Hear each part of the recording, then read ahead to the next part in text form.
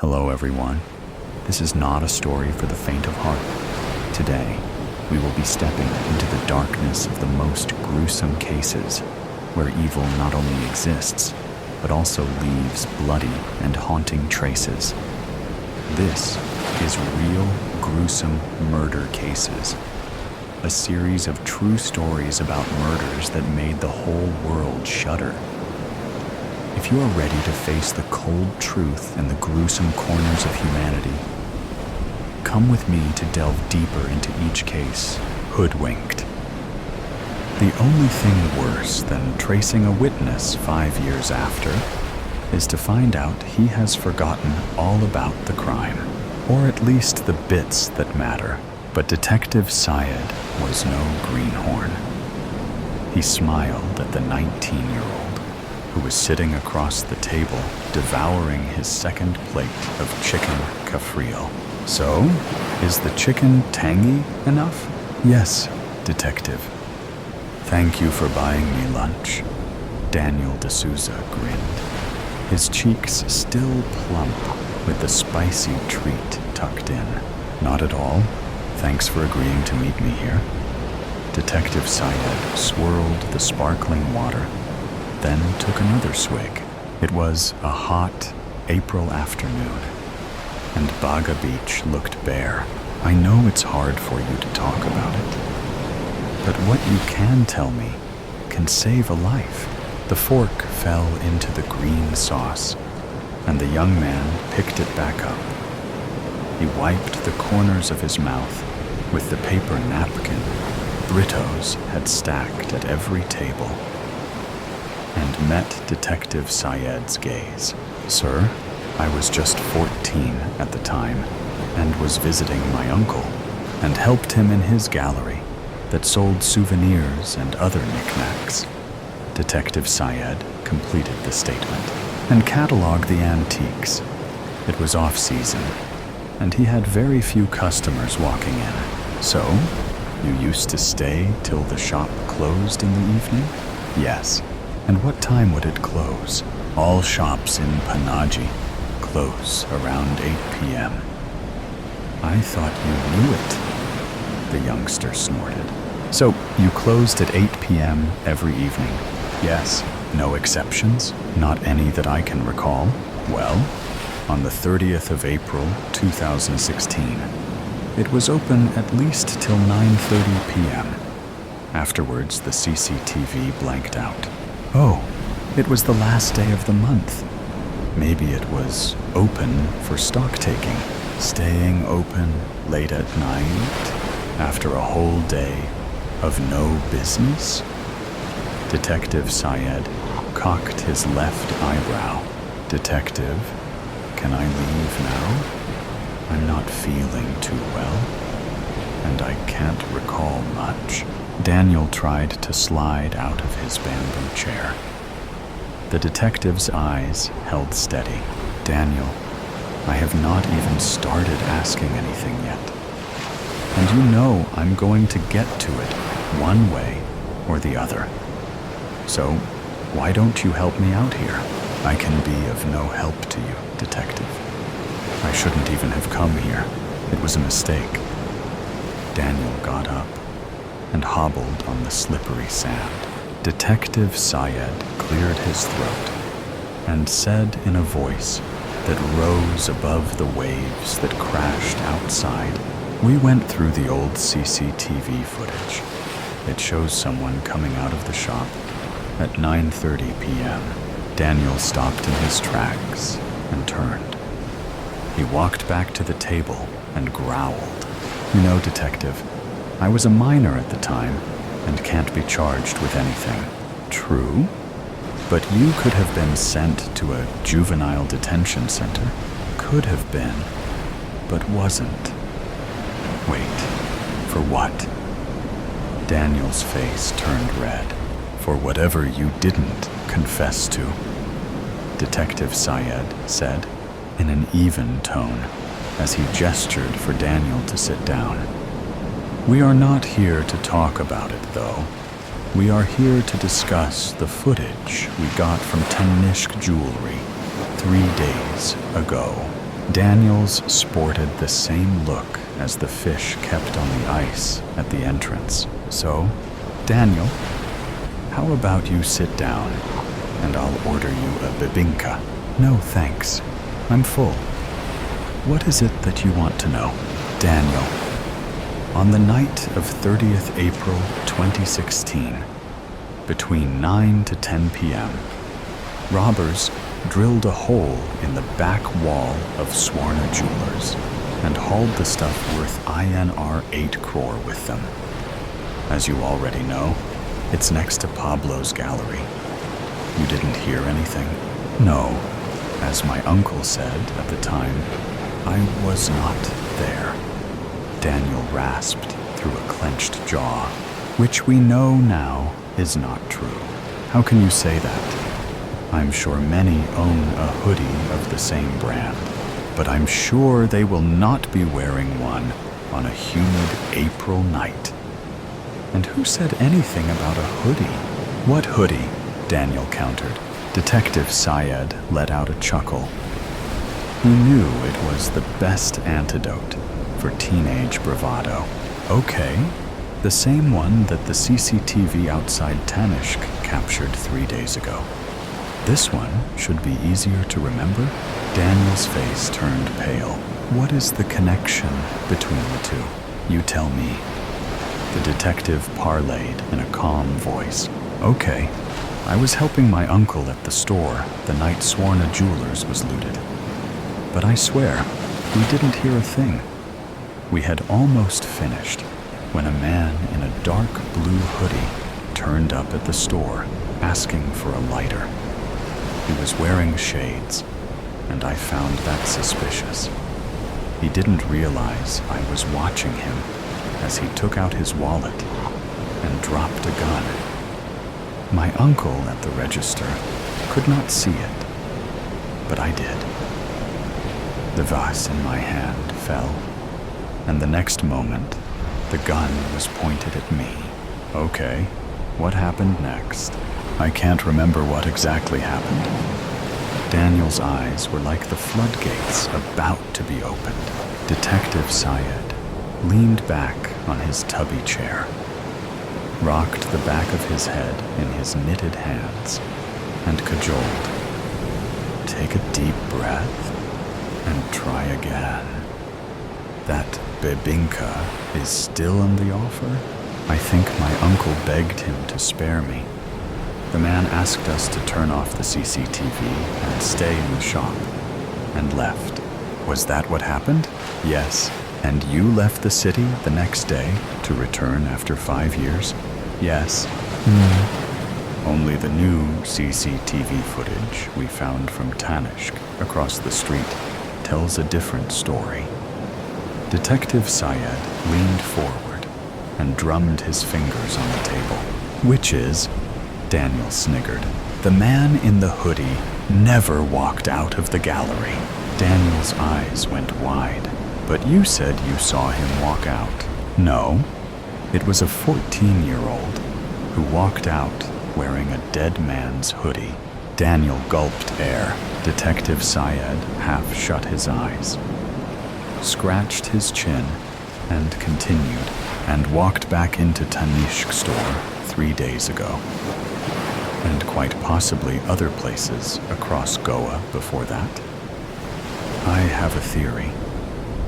He was tracked down by the fellow robbers of the dead man.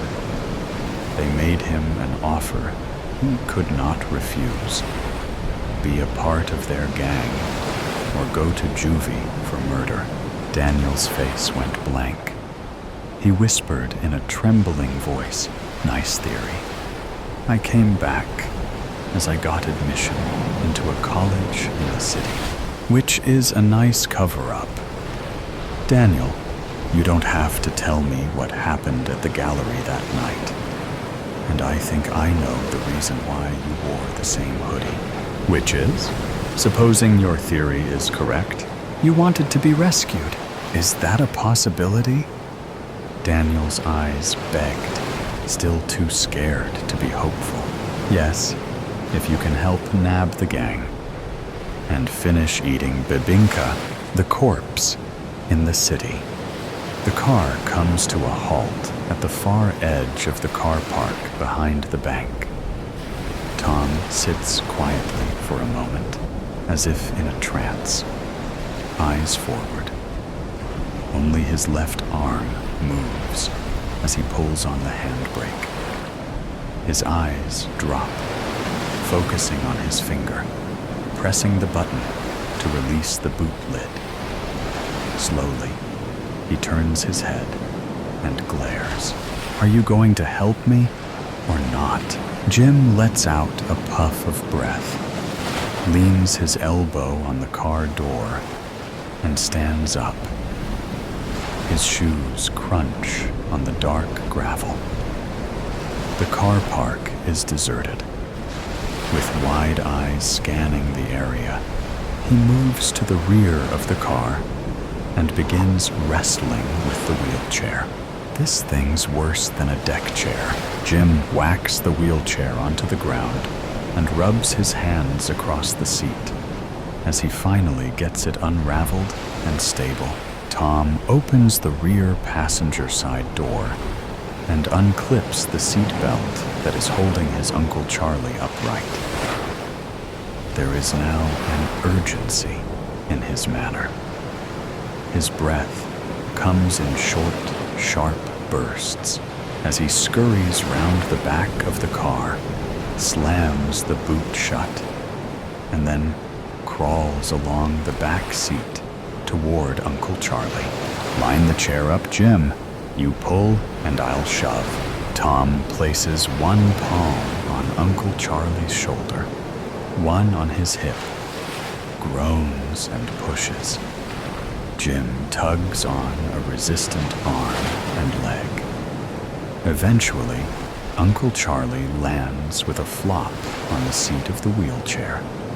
Jim tugs at the black overcoat to straighten him up, tucks in his arms, and lifts his feet onto the footrest.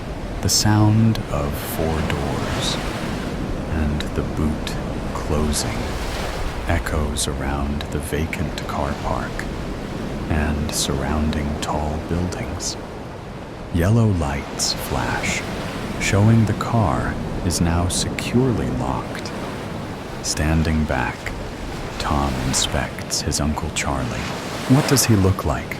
Dead, says Jim. Pull his hat down over his face a bit more. Jim grabs the rim of the dark brown trilby and forces it over Charlie's head, then tilts it forward, covering Charlie's eyes. Tom takes another look and nods his approval. Gathering the strap from the back of the footrest, he buckles in his uncle's legs and then wraps a green tartan blanket tightly around them. He places a second blanket across his uncle's lap, covering his uncle's hands, and tucks that securely in down the sides. He straightens his back and breathes out a satisfactory sigh. That'll do. I'm not happy doing this, says Jim.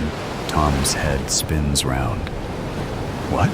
I'm not happy. Well, you're a bit late telling me that. If you want some of the money, then you'd better start feeling happy right now. Jim mumbles under his breath, snatches the handles of the wheelchair, and begins pushing it across the loose tarmac of the car park toward the exit. His breathing becomes labored as the wheels spin in every direction. Charlie's head bobs up and down, loosening the trilby. Tom reaches over to straighten it out as Jim marches onwards toward the smooth pavement and the bank entrance. I'll do all the talking. You just agree with me if they say anything to you. The blood drains from Jim's face. He says nothing. The 2 men push the wheelchair into the bank and join the queue. Jim hums to himself. Tom prods him. Jim stops humming.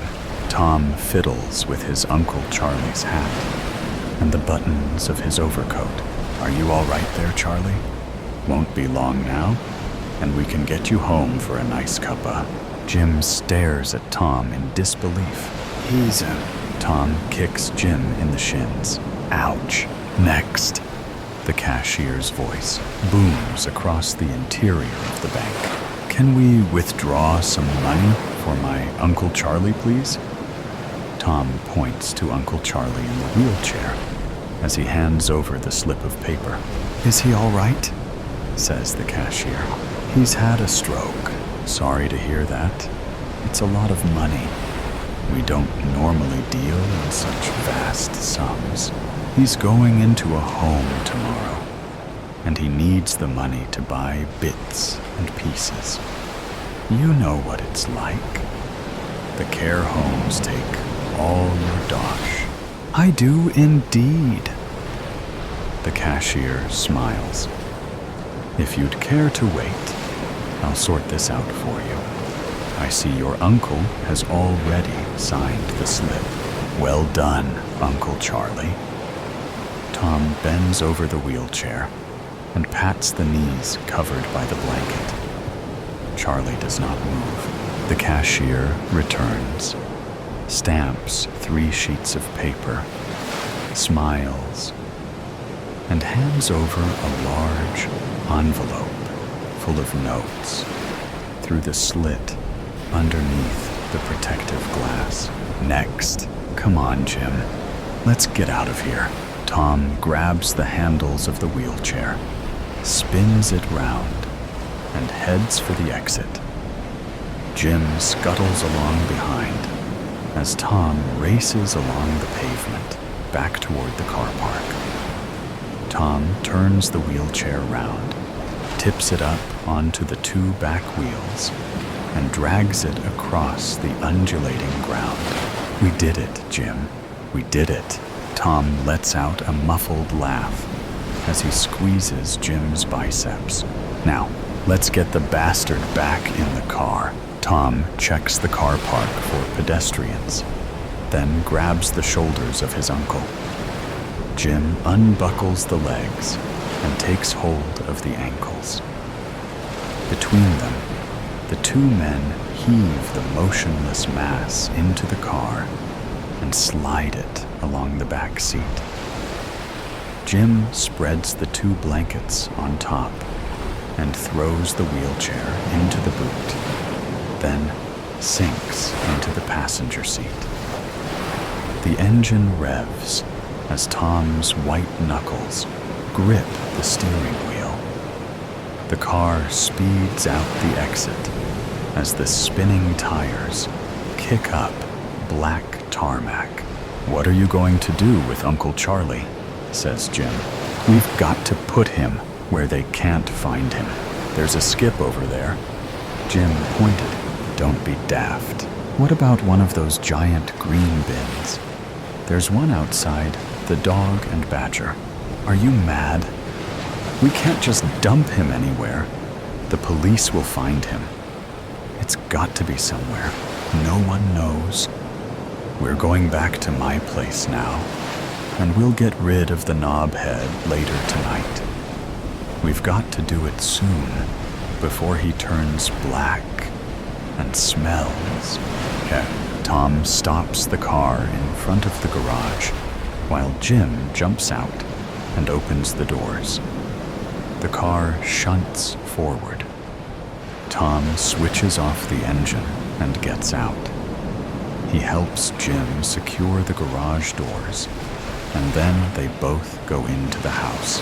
Jim sinks into the nearest armchair and immediately falls asleep. Tom races upstairs and jumps in the shower.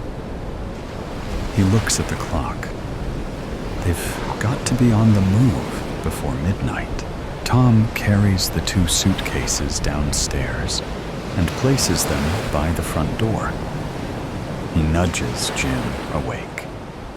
In whispers, he tells Jim to hurry and organize himself. as they must deal with Uncle Charlie on the way to the airport. Jim rubs his eyes, goes into the kitchen, drinks a glass of water, grabs a biscuit, and then goes into the downstairs toilet. When he comes out, Tom tells him to take the 2 suitcases and put them in the back of the car, and not to forget the coil of rope that is hanging on a hook just inside the garage door. Jim puts the 2 suitcases and the coil of rope in the car. Tom starts the engine and backs out. He stops the car in the driveway, gets out, and checks the front door and closes the garage doors. Where are we going, Tom? To that new industrial estate they're building on the outskirts of the city. It's on the way to the airport. They arrive at the new industrial estate, and Tom parks in a mud-filled lay-by near some railings at the end of the no-through road. Get the rope and tie it tight round that shithead's chest. Make sure you go under his arms with it. Jim takes hold of the rope, pushes it under Charlie's back, and ties it in a tight knot over his chest. Tom takes a jemmy from the boot of the car and lifts a manhole cover and drags it to one side, close to the railings. Tom grabs the rope and lugs Charlie out of the car. Charlie hits the ground with a loud thud. Tom and Jim take an in-breath and look around. Silence. Tom continues dragging Charlie across the mud to the waiting hole.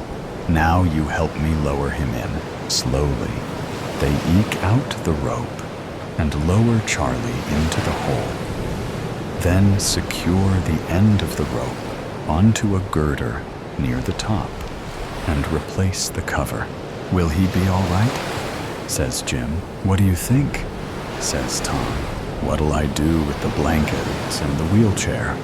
Says Jim. Tom points to some bushes behind the car. Throw them over there. Jim takes the blankets and slings them over the bushes, and then heaves the wheelchair in the same direction. Come on, Jim. We've got an hour's drive to the airport yet. Tom sits back in the seat on the airplane and sips his red wine. Jim's head falls forward, and loud snoring pours forth from it. Tom and Jim pull up a stool at the beach bar, their favorite haunt from previous Spanish excursions. Relaxed and smiling, they order a beer and proceed to quench their thirst for the high life.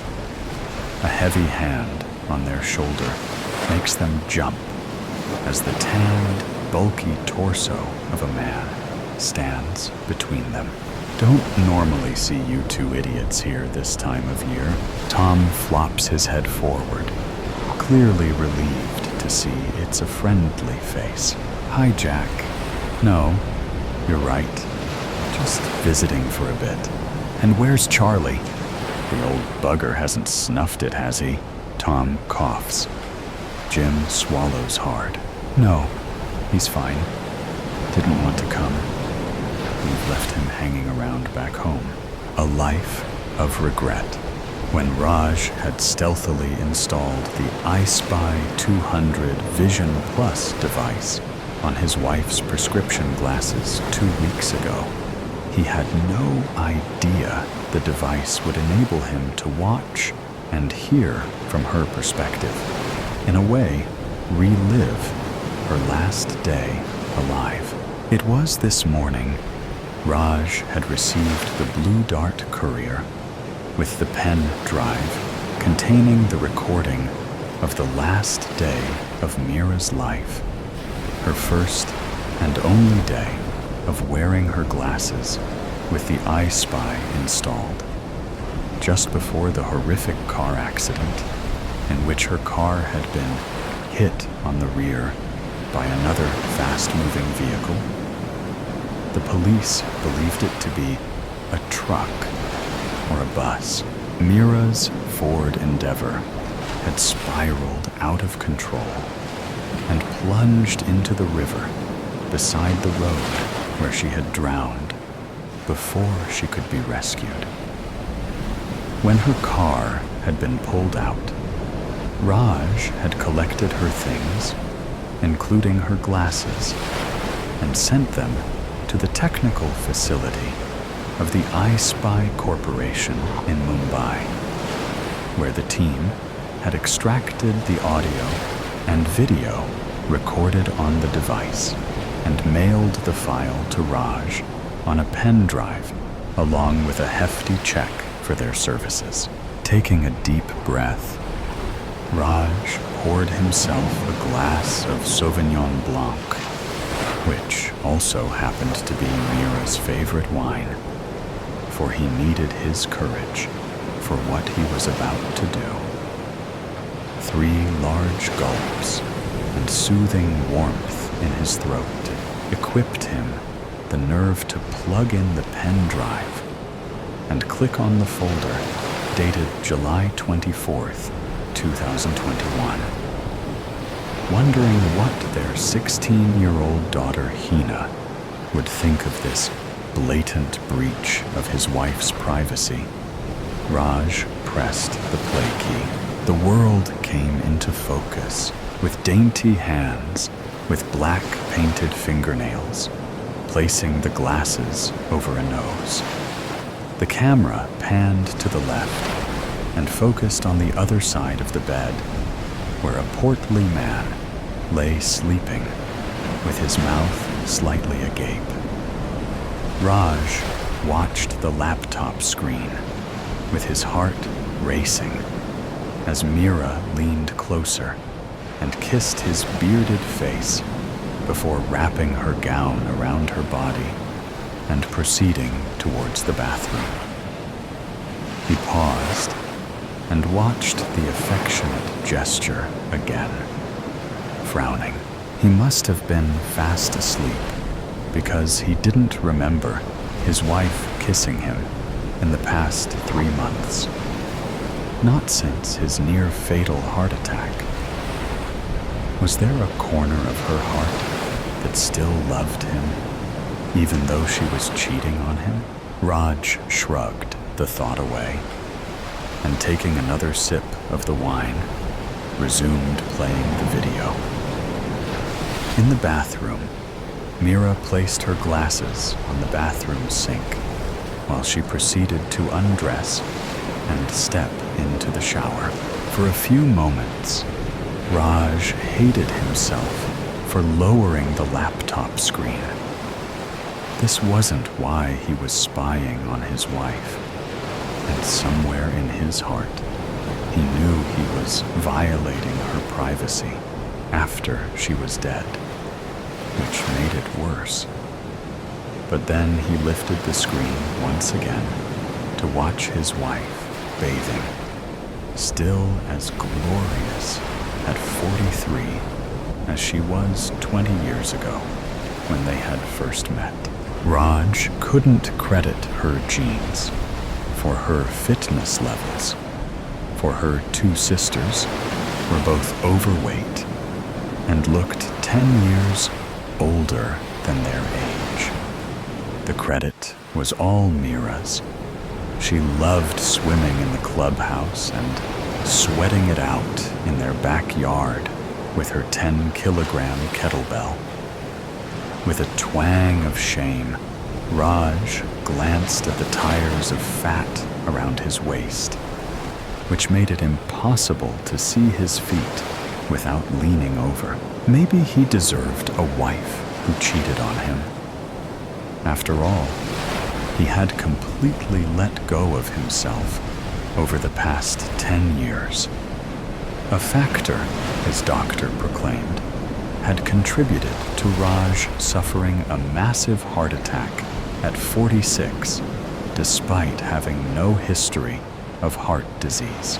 Mira put on her glasses as she emerged from the bathroom and got dressed in a navy blue suit for her office meeting. Each Monday, she had a meeting with her boss, a man she detested, but tolerated because it allowed her to provide for her family.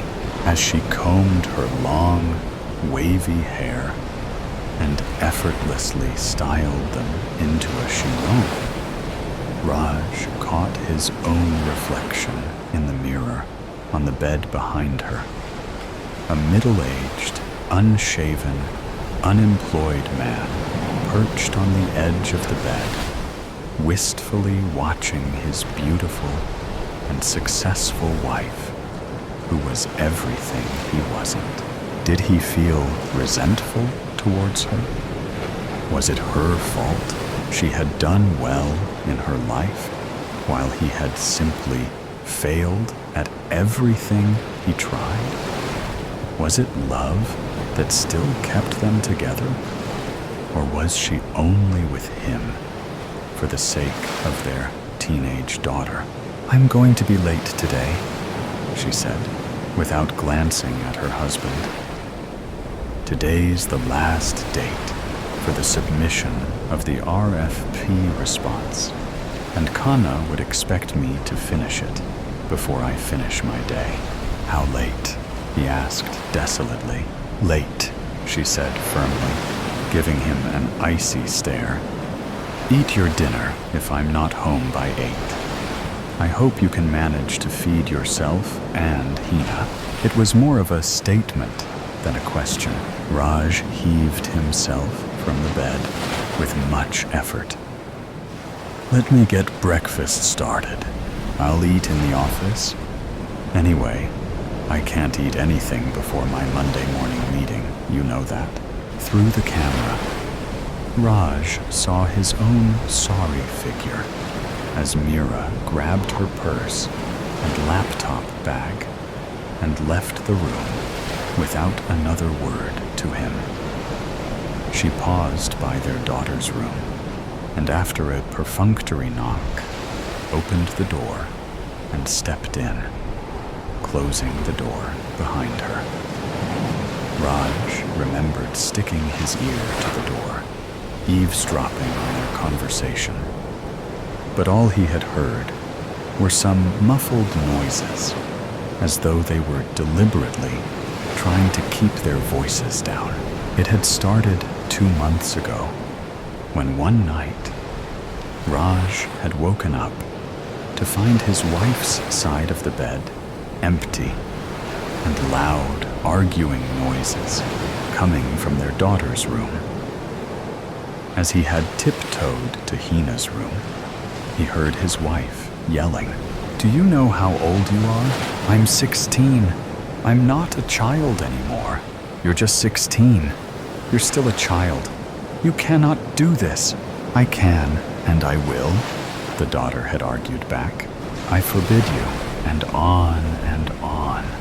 The argument had fired back and forth between mother and daughter until Raj had stepped into the room and both had frozen, and then sputtered an apology for waking him up. Docilely, Hina had apologized to her mother, and Mira had embraced her daughter. But Raj had sensed that it was just a temporary ceasefire owing to his heart condition, and the real issue between mother and daughter was not yet resolved. When he had probed about the subject of the argument, both had dilly-dallied without giving him the truth. While he appreciated their concern for his health, Raj wanted to be part of important discussions affecting their daughter and wasn't happy with being left out. Now he watched keenly as Mira stood facing their daughter, Hina, who was still in bed, as it was early for school. "Good morning, sweetheart," Mira said warmly. Hina, a scrawny 16-year-old girl with crazy curly hair, mumbled a good morning from under the covers. "I was leaving for office.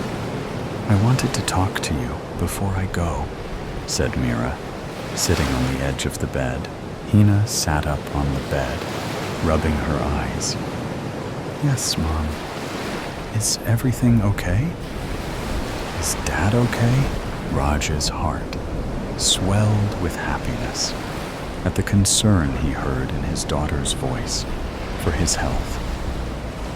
While not the most affectionate or expressive person in the room, Hina did show her love occasionally through her gestures. Mira sighed deeply. "Your dad's fine. He's recovering, you know. We can't let anything stress him out."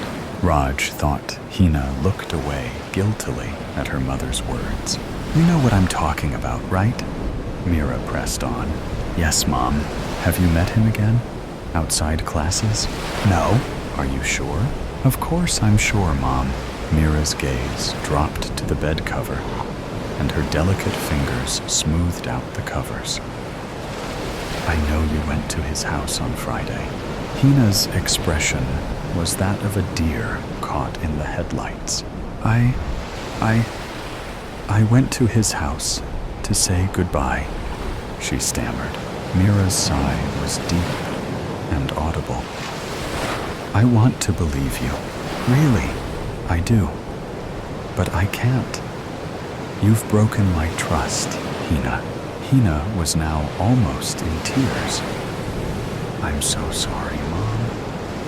But really, I had gone to his house for the last goodbye. I'll never see him again. Except at school, of course, where I can't avoid him." "Good. You know, once your dad is better, we'll do something to fix this problem permanently." Hina's ears perked up at the suggestion. "What do you mean, Mom?" "I mean, there's more we can do to fix this problem. I don't want to do anything right now because of your dad's precarious health. But once he's better," at this, Hina threw the covers and jumped out of bed. "You can't punish him, Mom. It was my fault as much as his. Promise me you won't do anything." Mira rose, placing the strap of her laptop bag across her chest. "I'm not promising anything, sweetheart. Let's talk about our options in a few weeks' time. Until then, if you see him again outside class, I'll know right away." Hina stared at the wall clock behind her mother's head. "I won't see him like I promised."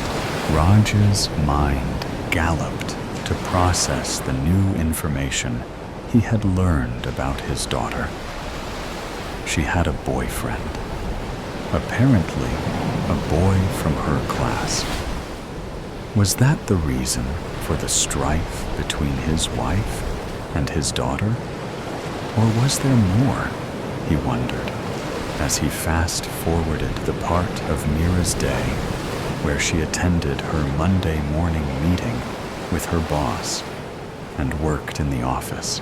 Everything about the exchange surprised him because he was the overprotective parent, constantly worrying about every little thing regarding their daughter, while Mira was more of a liberal parent who allowed Hina to experiment and even encouraged mistakes, even though he thought it inadvisable for young people to date before 18. What Hina was going through was completely natural and expected. Why had his wife freaked out so much on finding out about Hina's boyfriend? Resuming the video from the point where Mira got into her Ford Endeavor after leaving office, Raj watched keenly as she checked her freshly applied lipstick in the rearview mirror and used her dainty hands to smooth her hair and tuck some wild strands behind her ear. She turned on the ignition and began driving in a direction opposite to where their home was located. When the police had questioned Raj about where his wife was returning from that fateful day, he had surmised that perhaps she had taken a detour to the market to shop for something for their daughter's upcoming 17th birthday. And maybe she had liked something, but wanted to discuss with her husband before buying the gift. Raj wasn't quite sure what had prevented him from sharing his suspicions with the police that his wife was probably having an affair and was returning from a rendezvous with the other man. It was probably as a token of respect for their 18-year-old marriage and consideration for their daughter that Raj had kept his suspicions to himself. With rapt attention, Raj watched the curve of the river, hugging the road, and the familiar city roads zipping past the fast-moving vehicle. As he expected, the car moved through the South City Market and towards the residential area next to it.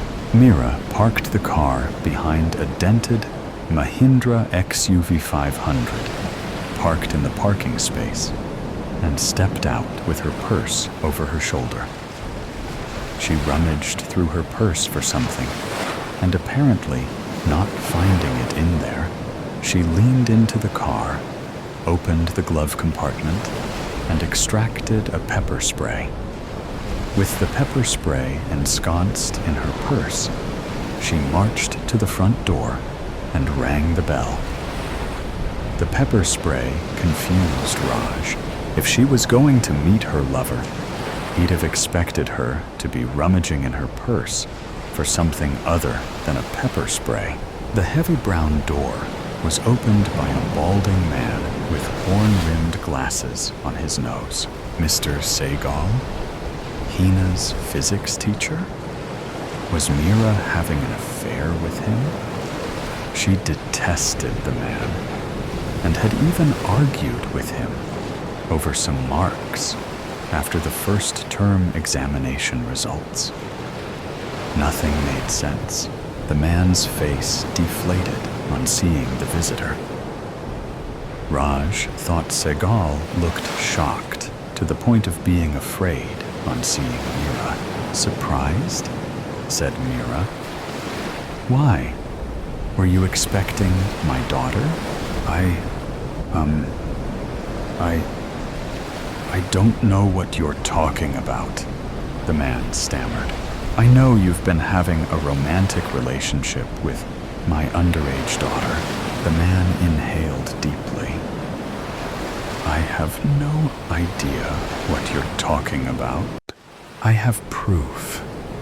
Those letters you wrote to her. I found them, and I immediately knew they weren't written by a boy, but by a grown-up man. How could you do this? You're at least 50 years old. You disgust me. The man's nostrils flared with fury. Listen, you can't come to my doorstep and accuse me of something I haven't done. You need to leave, he said, beginning to close the door. Mira's ring-studded hand stopped the door from closing. I am leaving, but not before I warn you to stay away from my daughter. If you try to talk to her outside the class again, I'm going to inform the police. The only reason I haven't already contacted them is that Hina begged me. She begged me to let it go, and... Mira paused. The man was peering from behind the half-closed door with his narrowed eyes. And what? Mira sighed deeply. And nothing. I'm not calling the police right now because of my husband, who is ill. I don't want him to know about this mess. But if you contact my daughter again, I'll have no option but to call the police. Raj's world was spinning around him. So this was what the mother-daughter arguments were about. Now that he realized what had happened, it made perfect sense. Why then had his mind jumped to the conclusion that his wife was cheating on him, and the reason Hina was arguing with her mother was that she had somehow found out about her mother's affair? How could he have been so naive to jump to a disturbing conclusion based on a mere happenstance? The only thing Mira was trying to do was protecting their daughter from the pedophile and protecting her sick husband from the stress of the situation. The sudden onset of guilt at suspecting his innocent wife of cheating on him and violating her privacy made Raj sick in his stomach, having half a mind to close the laptop screen. Raj continued watching what was probably the last hour of his late wife's life. Soon, she would be on her way back home, and her Ford Endeavor would be hit on the rear by a vehicle that would send her spinning towards the river and to her death. Things seemed to be moving in slow motion as Mira delivered the final threat to the physics teacher, and leaving him with his jaw hanging, reversed her car out of the driveway, turning around towards her home.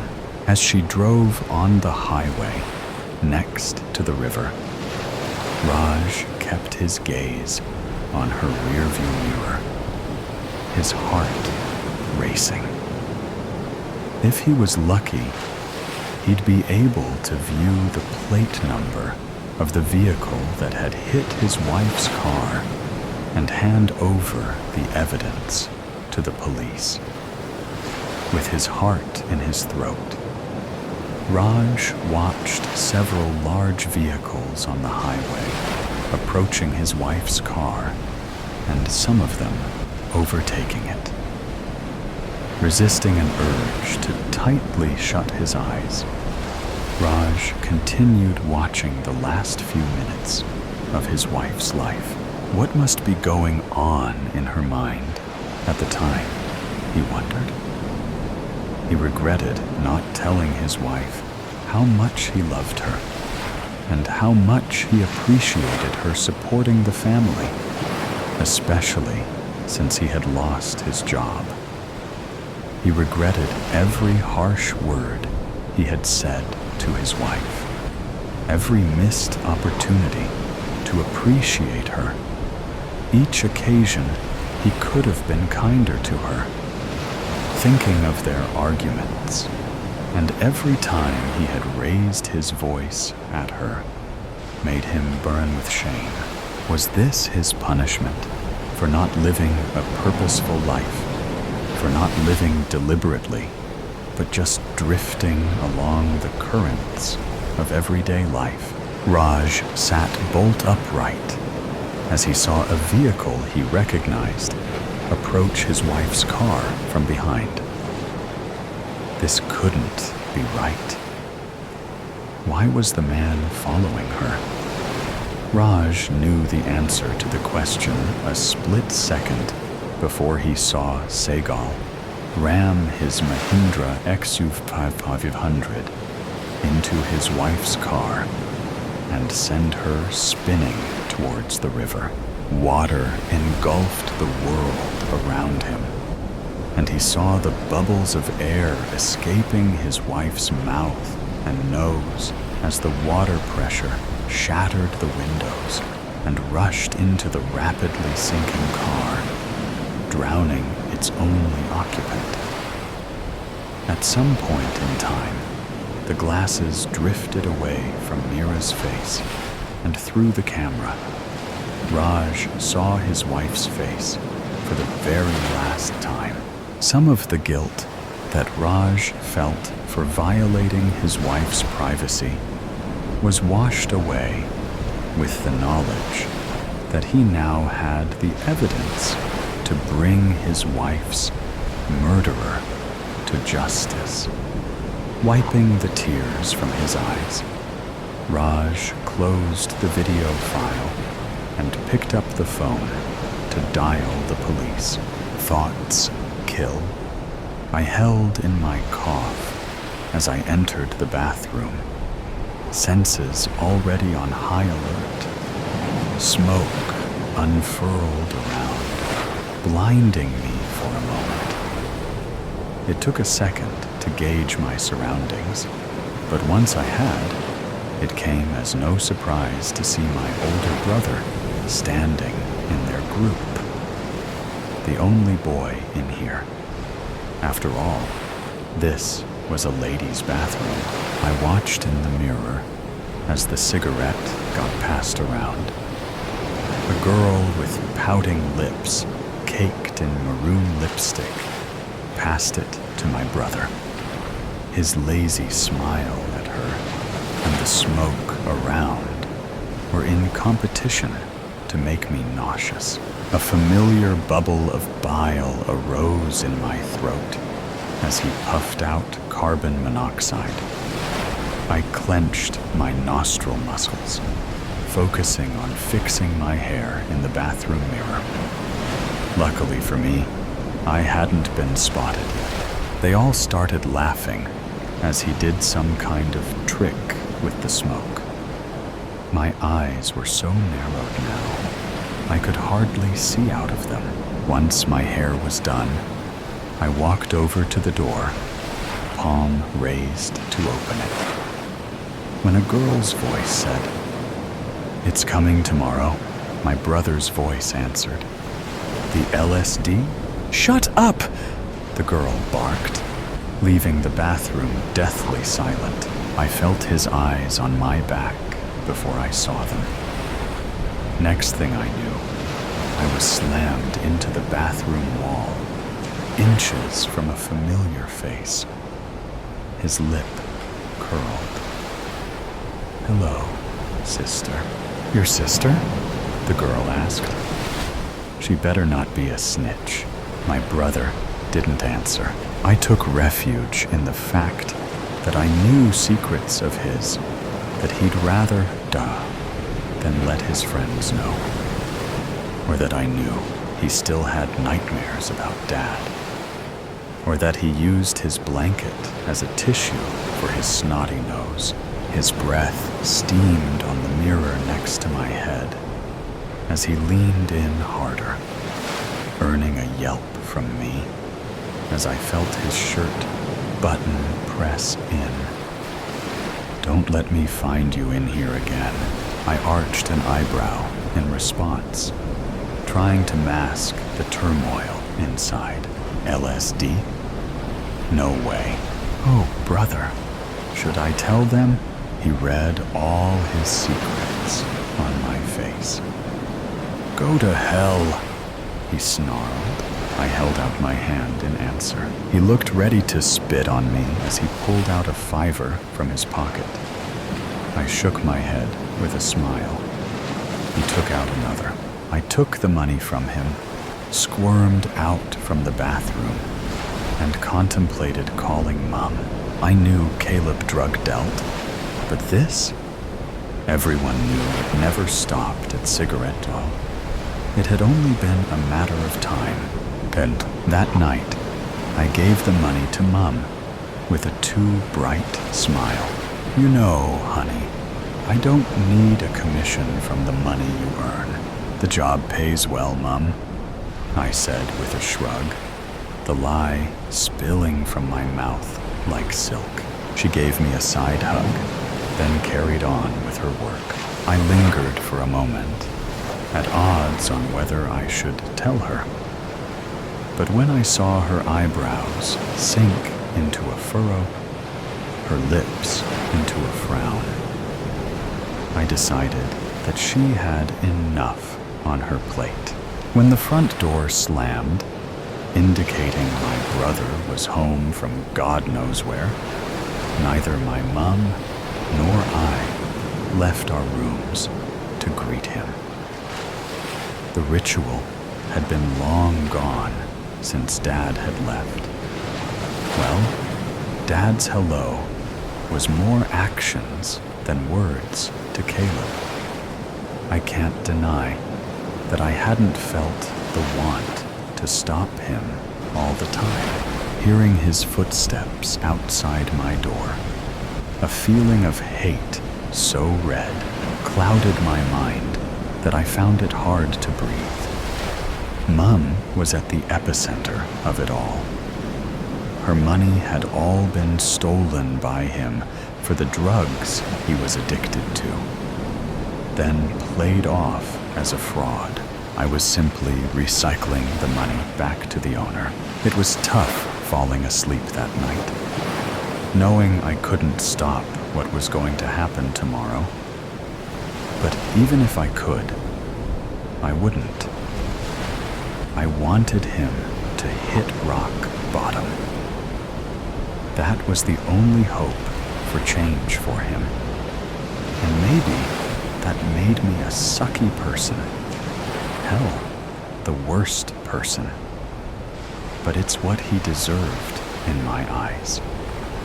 The pain I saw flit on my mother's eyes when he'd come home drunk a few weeks ago was enough to make my fiery personality want to put a bullet through his heart.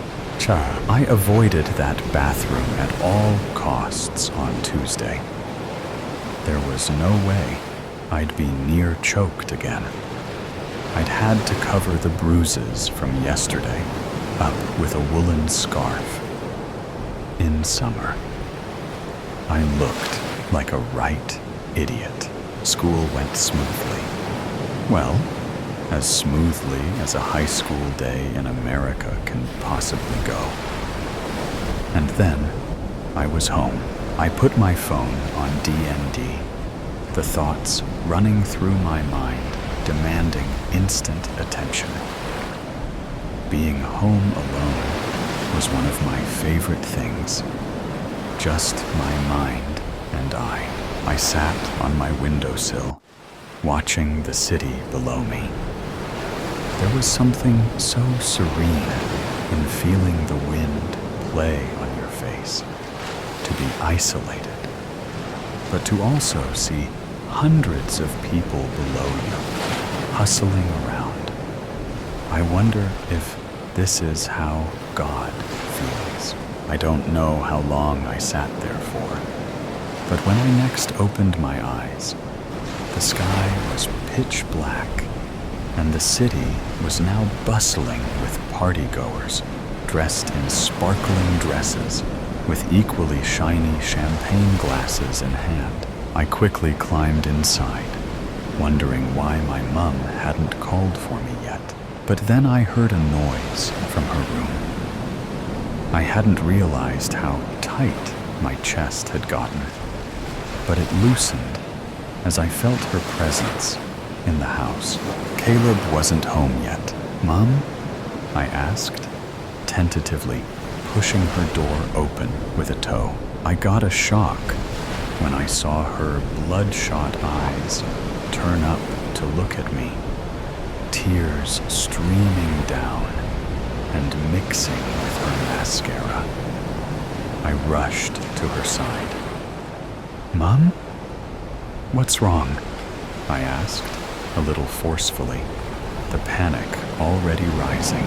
Her eyes held mine as she whispered the words I thought I'd never hear. "Caleb is dead." Cha. The phone finally rang. It had been 5 days. The investigators said they'd call once they found out what had happened. LSD doesn't kill, I murmured to myself, over and over. but it doesn't change the fact of what happened. "Hello?" I answered, words tasting weird on my mouth after not talking for nearly a week. "Is your mother there?" I passed the phone to my already crying mom, leaning in to listen over her shoulder. I only got bits and pieces. 5 minutes later, my mother put down the phone, hand still trembling. It wasn't LSD. He didn't take LSD. So he took something else? She shook her head, her throat bobbing as she swallowed a sob. The supplier sold them a synthetic drug as LSD. I had one goal. One. To put that supplier behind bars for the rest of his life. Maybe that would take away the guilt that I practically killed my own brother, the cheating husband, draping the palu of my sorry around my waist. I tucked the loose end of it into the petticoat to avoid getting ketchup and oil stains on it as I helped serve piping hot samosas, ordered fresh from Narula's bakery in Indiranagar, into the Corel plates. The whiff of the spicy mint chutney I dolloped into each plate made my mouth water. Next, I served vegetable spring rolls, paneer tikkas, and semolina idlis flavored with mustard seeds and curry leaves into each plate, adding chicken tikkas into the plates for the 2 non-vegetarians in our group of friends. Said Mira, tasting the cream of mushroom soup from the ladle as she leaned over the stove where the soup had been simmering. "Careful, darling," I said, grabbing her palu as it slipped down her shoulder and nearly licked the flames of the stove. "You should tuck it in." Mira turned around, facing me as she smoothed her lavender chiffon sari. "What do you think?" The layered diamond necklace around her slender neck and the diamond studs in her ears shimmered under the bright kitchen lights. The makeup, expensive and excessive, had done its bit in covering the fatigue that comes from working long hours in an HR leadership position at an IT services multinational corporation. But it couldn't camouflage her dissatisfaction with nearly everything in her life, including her husband, who I thought doted on her. "You look stunning," I lied. "Beautiful sari," she scoffed, rolling her eyes. One thing Raj does well after years of practice, picking up the right gifts for me. You've trained him well. You know, Adi doesn't even know what the various fabrics of saris are, let alone buy a sari for me. There are many other things my husband, Aditya Gulati, does not know, including the surprise I've planned for him tonight, which he should be receiving any minute now. Oh, come on. So what if he can't buy a sari for you? He brings home enough money, she said, winking at me. Well, that's true. And an added incentive for what I was about to do tonight. I'm his only family, and the next in line to inherit his business empire. Should any misfortune befall him, I would have preferred to sit on one of the cozy couches in the living room, sipping wine with the rest of our friends, pretending to be interested in the gossip and the conversations. But if I didn't help in the kitchen tonight, as I usually did when our fortnightly get-togethers were held at Mira's place, just like she helped when the parties were held at my place, everyone would notice. And tonight was not a night I would want to be remembered for behaving oddly in any way, however inconsequential. People adhered to patterns and routines unless something was on their mind, and there was absolutely nothing on my mind. Nothing I could talk about anyway. As we carried the plates to the living room to serve the 5 women, gazing hungrily towards the kitchen, and I accidentally glimpsed at the wall clock. My heart raced with the knowledge of the unfolding events at 211 Palm Springs. It was 9:02 p.m. He would be breaking into the house right about now, with his expert gloved fingers working the lock on the back door. The light click of the lock would go unnoticed by the 2 adults in the bedroom or in the bathtub, enmeshed in each other's arms, oblivious to everything except the immediate, stark sensations of the flesh.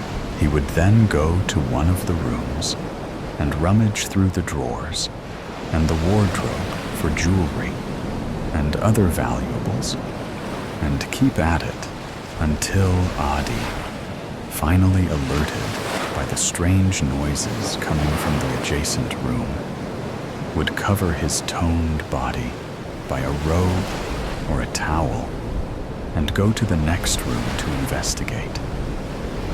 My breath caught in my throat as I pictured the long-bladed dagger piercing Adi's torso, quick stab wounds, at least 5 of them.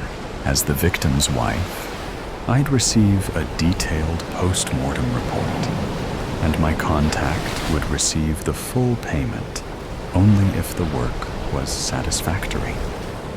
After finishing off Adi, he would then stifle the woman's impending scream with a hand over her mouth and a dagger in her heart.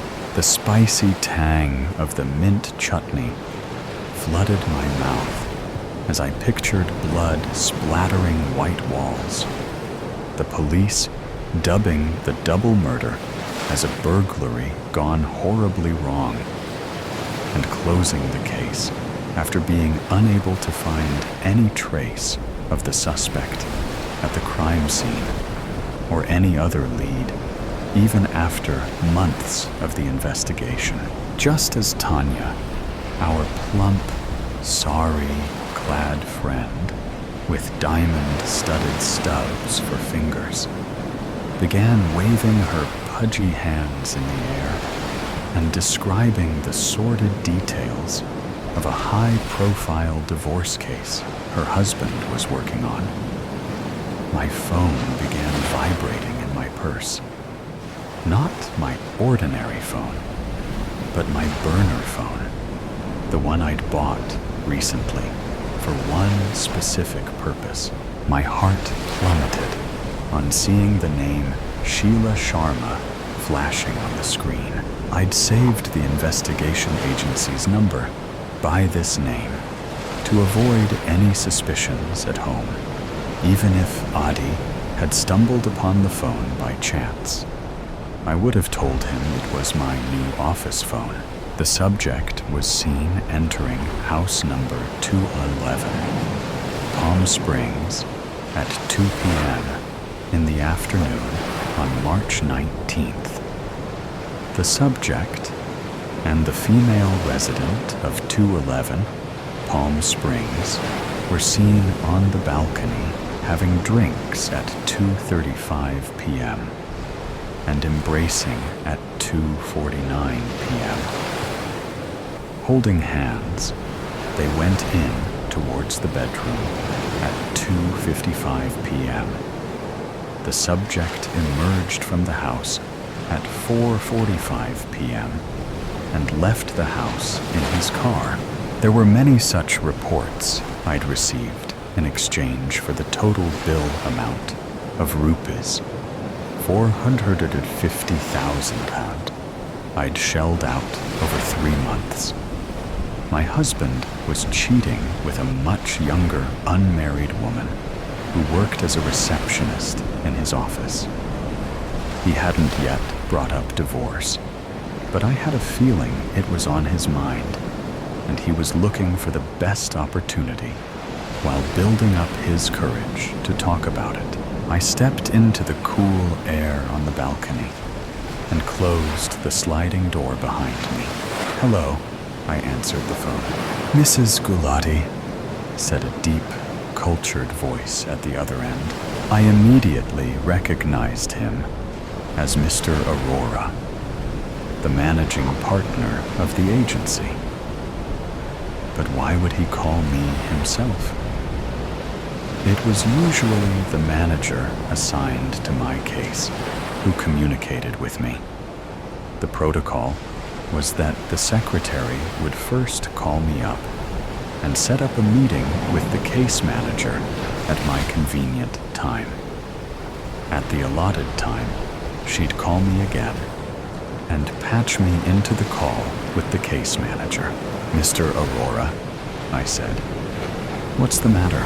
I'm really sorry to be calling you up at this time, and I apologize if this call has caused you any inconvenience." He paused. "I'm afraid I have some bad news." "What?" I blurted out. My mind was spinning. I had made the last payment to the agency a week ago and terminated our contract after receiving all the evidence they had collected over the past 3 months. Everything I needed to set my plan in motion. What could have possibly gone wrong? Mr. Aurora cleared his throat. "There was a mix-up at our end. The file and the evidence we gave you was for another case, not yours. It's a grave mistake, I know, and I personally take full responsibility. We are willing to refund your full amount." My knees buckled under my weight. What did he mean? Was my husband not cheating on me with the pretty receptionist? But even before I had hired the investigation agency, all the signs were there. Adi was returning home late every day, many a time with his clothes smelling like a woman's perfume. He was distracted and extremely possessive of his mobile phone, taking it with him to the toilet as if he needed it to wipe his ass. No, my husband was certainly cheating on me. All the signs were there. "I want the correct file," I said, finally finding my voice. "Of course," said Mr. Aurora, his voice heavy with relief. "I have it here with me. I can have it delivered to your office tomorrow morning. Would that be okay?" In my purse, my other mobile began vibrating. Why was Roy calling me at this hour? I had spoken to him 2 hours ago on my way to Mira's house. He knew I'd be occupied today, and how critical it was for everything to be perfect tonight. One call in one evening could be attributed to work discussions. We worked together, after all. But 2 calls on the night my husband got murdered could arouse suspicion. I groaned inwardly. "Sorry, did you say you have the file on your desk?" "Yes, I do." "Read it out to me." A pause. "Sorry, Mrs. Gulati. Transmitting this information over the phone." My head was exploding with fury, splotches of red blurring my vision. Listen to me, Aurora. You fucked me by giving me the wrong information. I could sue you for lakhs of rupees. I could have your ass arrested. Read me the information right now, or you'll pay dearly for your mistake. I could hear his mind's machinery whirring over the mobile phone. Aurora, I said in my best intimidating voice. Just a minute, please, he said. Some papers rustled. Your husband indeed is cheating on you, Mrs. Gulati. The address of the woman in question? Yes, I said breathlessly. C401, High Garden, Indiranagar. The woman is... I'll call you back. I snapped the phone shut, holding my head between my hands. Mira, my best friend, Mira. Adi and Mira. I could not believe it. I was going to ask them to bring photographic evidence this time. I wouldn't believe just the report like I did the last time. With trembling hands, I dialed my contact's number. Maybe it was not too late for the couple in 221, Palm Springs, somebody else's cheating husband and his mistress. Maybe the dense Bangalore traffic had delayed my contact. Maybe call waiting. He was talking to somebody else. Fuck. Roy's name flashed on my mobile once again. Hey, is everything okay? I froze on hearing Myra's voice behind me. She had appeared silkily out of nowhere and was now standing less than 3 feet away. I gazed into her brown eyes, trying to find the answers to my questions. Was it really you who was having an affair with my husband? Why did you betray your best friend? All's well. I need to use the washroom, I said, sliding in through the door past her. I went directly into her bedroom and closed the door. 2 or 3 minutes was all I had before she became suspicious. I began rummaging through her jewelry box on the dresser.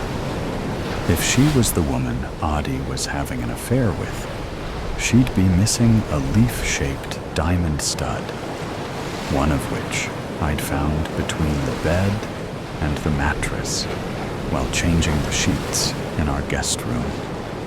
So many earrings and rings and chains and gold and diamond, and the woman was still unhappy. Aha! There it was. A single leaf-shaped diamond stud. Just one. I closed the jewelry box quickly and went to the washroom to splash some water on my face. So it really was true, huh? My husband and my best friend. Unimaginable. I grabbed my burner phone from my purse and dialed my contact once again. Thankfully, this time he picked up on the second ring. Ma'am, he said in his hoarse voice. The work is done. I'm out of there. Everything went according to plan. I sat on the toilet seat and began hyperventilating. Somebody else's cheating husband and his mistress were dead, thanks to me. If I got rid of the burner phone, there still wasn't anything to link me to the murders. In fact, given that I had no idea who the victims were, there was no way the murders could be tied back to me. The investigation agency would keep quiet. I'd make sure of that. I'd pay the contact discreetly, as I'd originally planned. Anyway, He was a professional killer who wouldn't get caught. There was nothing else. Roy's name flashed on my mobile for the third time in the past 10 minutes. Roy was my married colleague, my longtime friend, and now my lover for the past 6 months, ever since I began suspecting that Adi was cheating on me. He'd been such a source of comfort to me and had become a very special part of my life. Did I love him? I don't know. I certainly missed his ribald jokes and his infectious laughter, the confidence he exuded, and the affection he showered upon me, his sharp intelligence and his precise meticulousness when he wasn't around. Once I'd got rid of Adi, I looked forward to spending more time with Roy. Our first night together would be very special. I was sure of it. "Hello?" I answered. I was greeted by a sputtering sound. "Roy, are you okay?" I asked, alarmed. "I've been..." The rest of the sentence was wiped out by a fit of violent coughing. I stood bolt upright. "What's wrong? Where are you?" "Stabbed. I've been stabbed," he managed to blurt out. "What? Where? Have you called an ambulance?" he said when he stabbed me. "Roy!" I screamed into the phone. When he stabbed me, he said, "Courtesy of Mrs. Golati." My phone slipped through my fingers and clattered to the tiled bathroom floor. My first instinct was to scream, but I simply collapsed on the cold, hard floor. As the sound of the wailing police sirens pierced the night air, I stared bleakly out of the window, contemplating the swiftly approaching karmic retribution. Rayner Kelly's murder soulmate. People are fools. This was a thought he'd held on to since he was a boy, and it had held true for his entire life till that point. Even as Rayner drove on the roads of his favorite mountain range, he could only think back to the sorts who proved it to him. Those sorts of people he couldn't even be angry at. The kind of idiots that got themselves lost in his favorite places. It wasn't as if he cared for any particular demographic. He liked to hurt them more if they were pretty, more so if they were tame. But he was always one for opportunity. That might have been how he managed his body count. Serial killers without a known type are harder to catch, as far as he'd heard.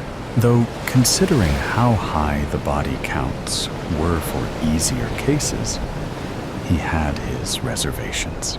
It could have been how he killed. While he wasn't exactly messy, he didn't try to be fancy with his targets. He'd done it before. Long, drawn moments with strangers in discreet, abandoned places.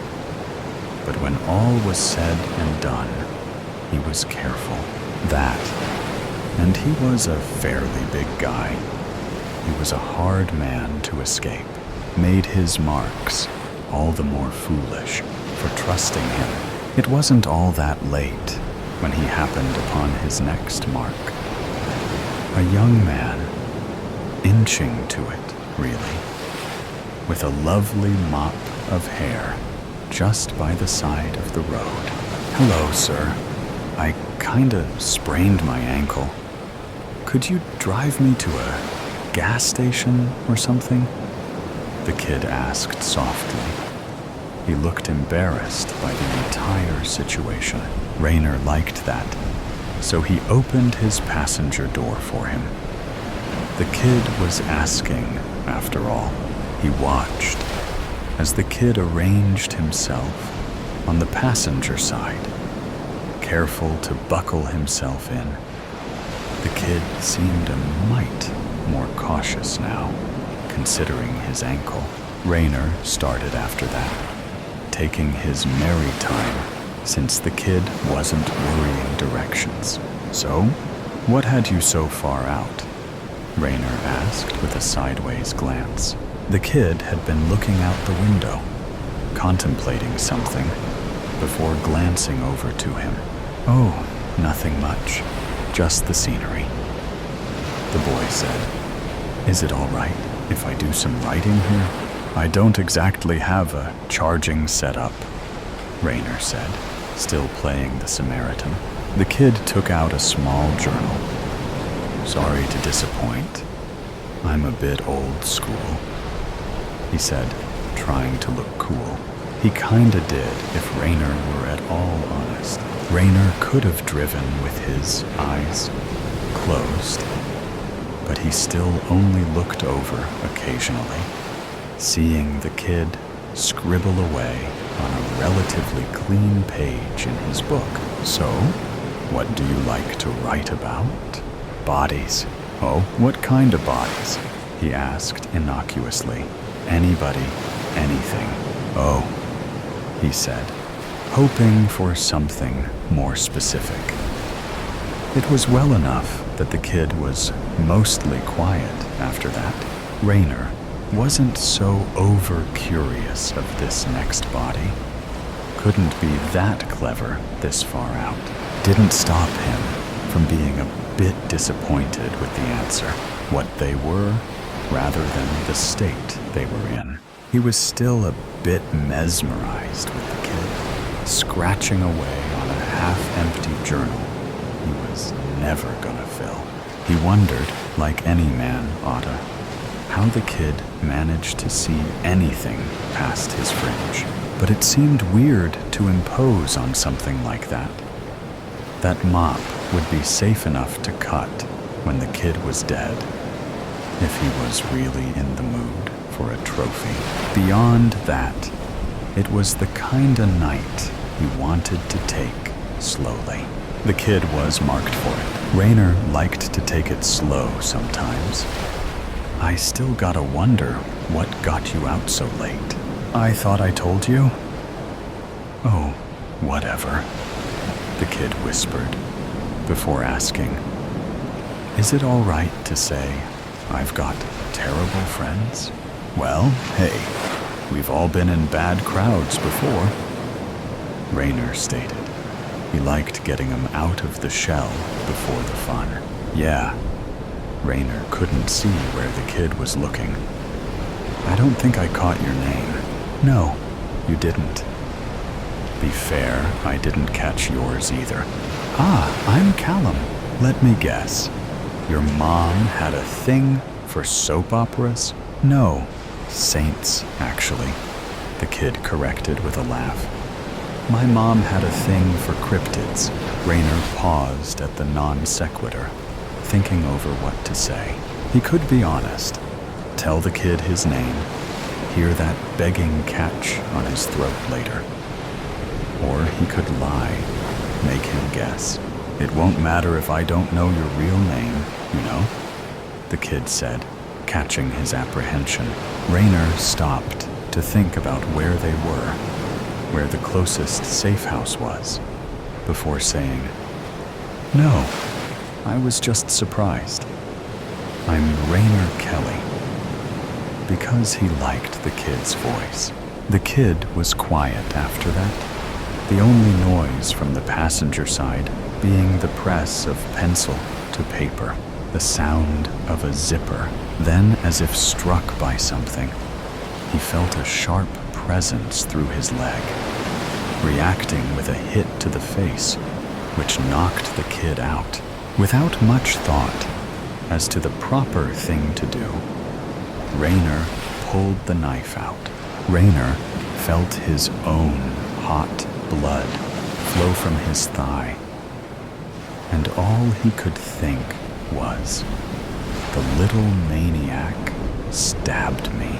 He looked down at his leg, realizing that the kid, with all the luck, nicked something proper.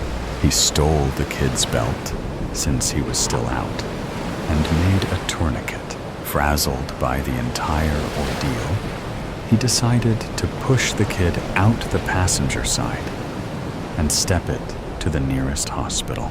A night held up in the emergency room was an interesting addition to his night, just as the injury to his femoral artery was. It was a lucky break, not dying from it, but the kid was still out there. He'd done something foolish, and while Rayner wasn't especially scared of getting caught, he didn't like being blindsided like that. It would be a while after that before he'd think of it again. When he cleaned out his car, Rayner, having killed on the go before, knew that anything could drop from a body. Licenses, gum, IDs, and phones were some of the most incriminating. So he really couldn't afford to keep a dirty car.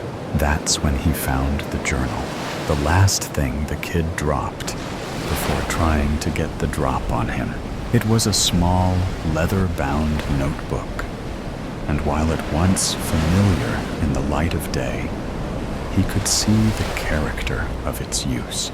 Kid was careful closing it before pulling that nonsense, and while his car had been a mess for a while, the pages were mostly clean. He flipped through, looking for IDs that might incriminate, and when he couldn't find any, he thought to throw it away, even without something concrete. The book was filled with the kid's writings, and being by hand, his composition and identity could be ascertained. It was the kind of circumstantial evidence detectives and juries ate up. With the car no longer in disarray, he could throw it out, forget about the one night where the tables almost turned. Altogether again, he thought of the journal, of his hands and head. This was all he was gonna have of that. And for once, amongst the dark thoughts and bad memories, he wanted to keep it. It was only then did he read it, page upon page of poetry. And though it was the simplest thing it could be, he was infatuated with it. The first page, dated a decade before, I am beauty, I am soft, a crooked rumble to strange human love. She wonders fondly, where are you, dear? While I am dry and rotting here, I am claws, I am fear, a hissing mess to his cruel intent. I am flesh, I am bones. The kid was killing cats back then, writing poetry about it even. Rayner was taken back to his first experiments, neighborhood pets, and the like he dispatched out of curiosity.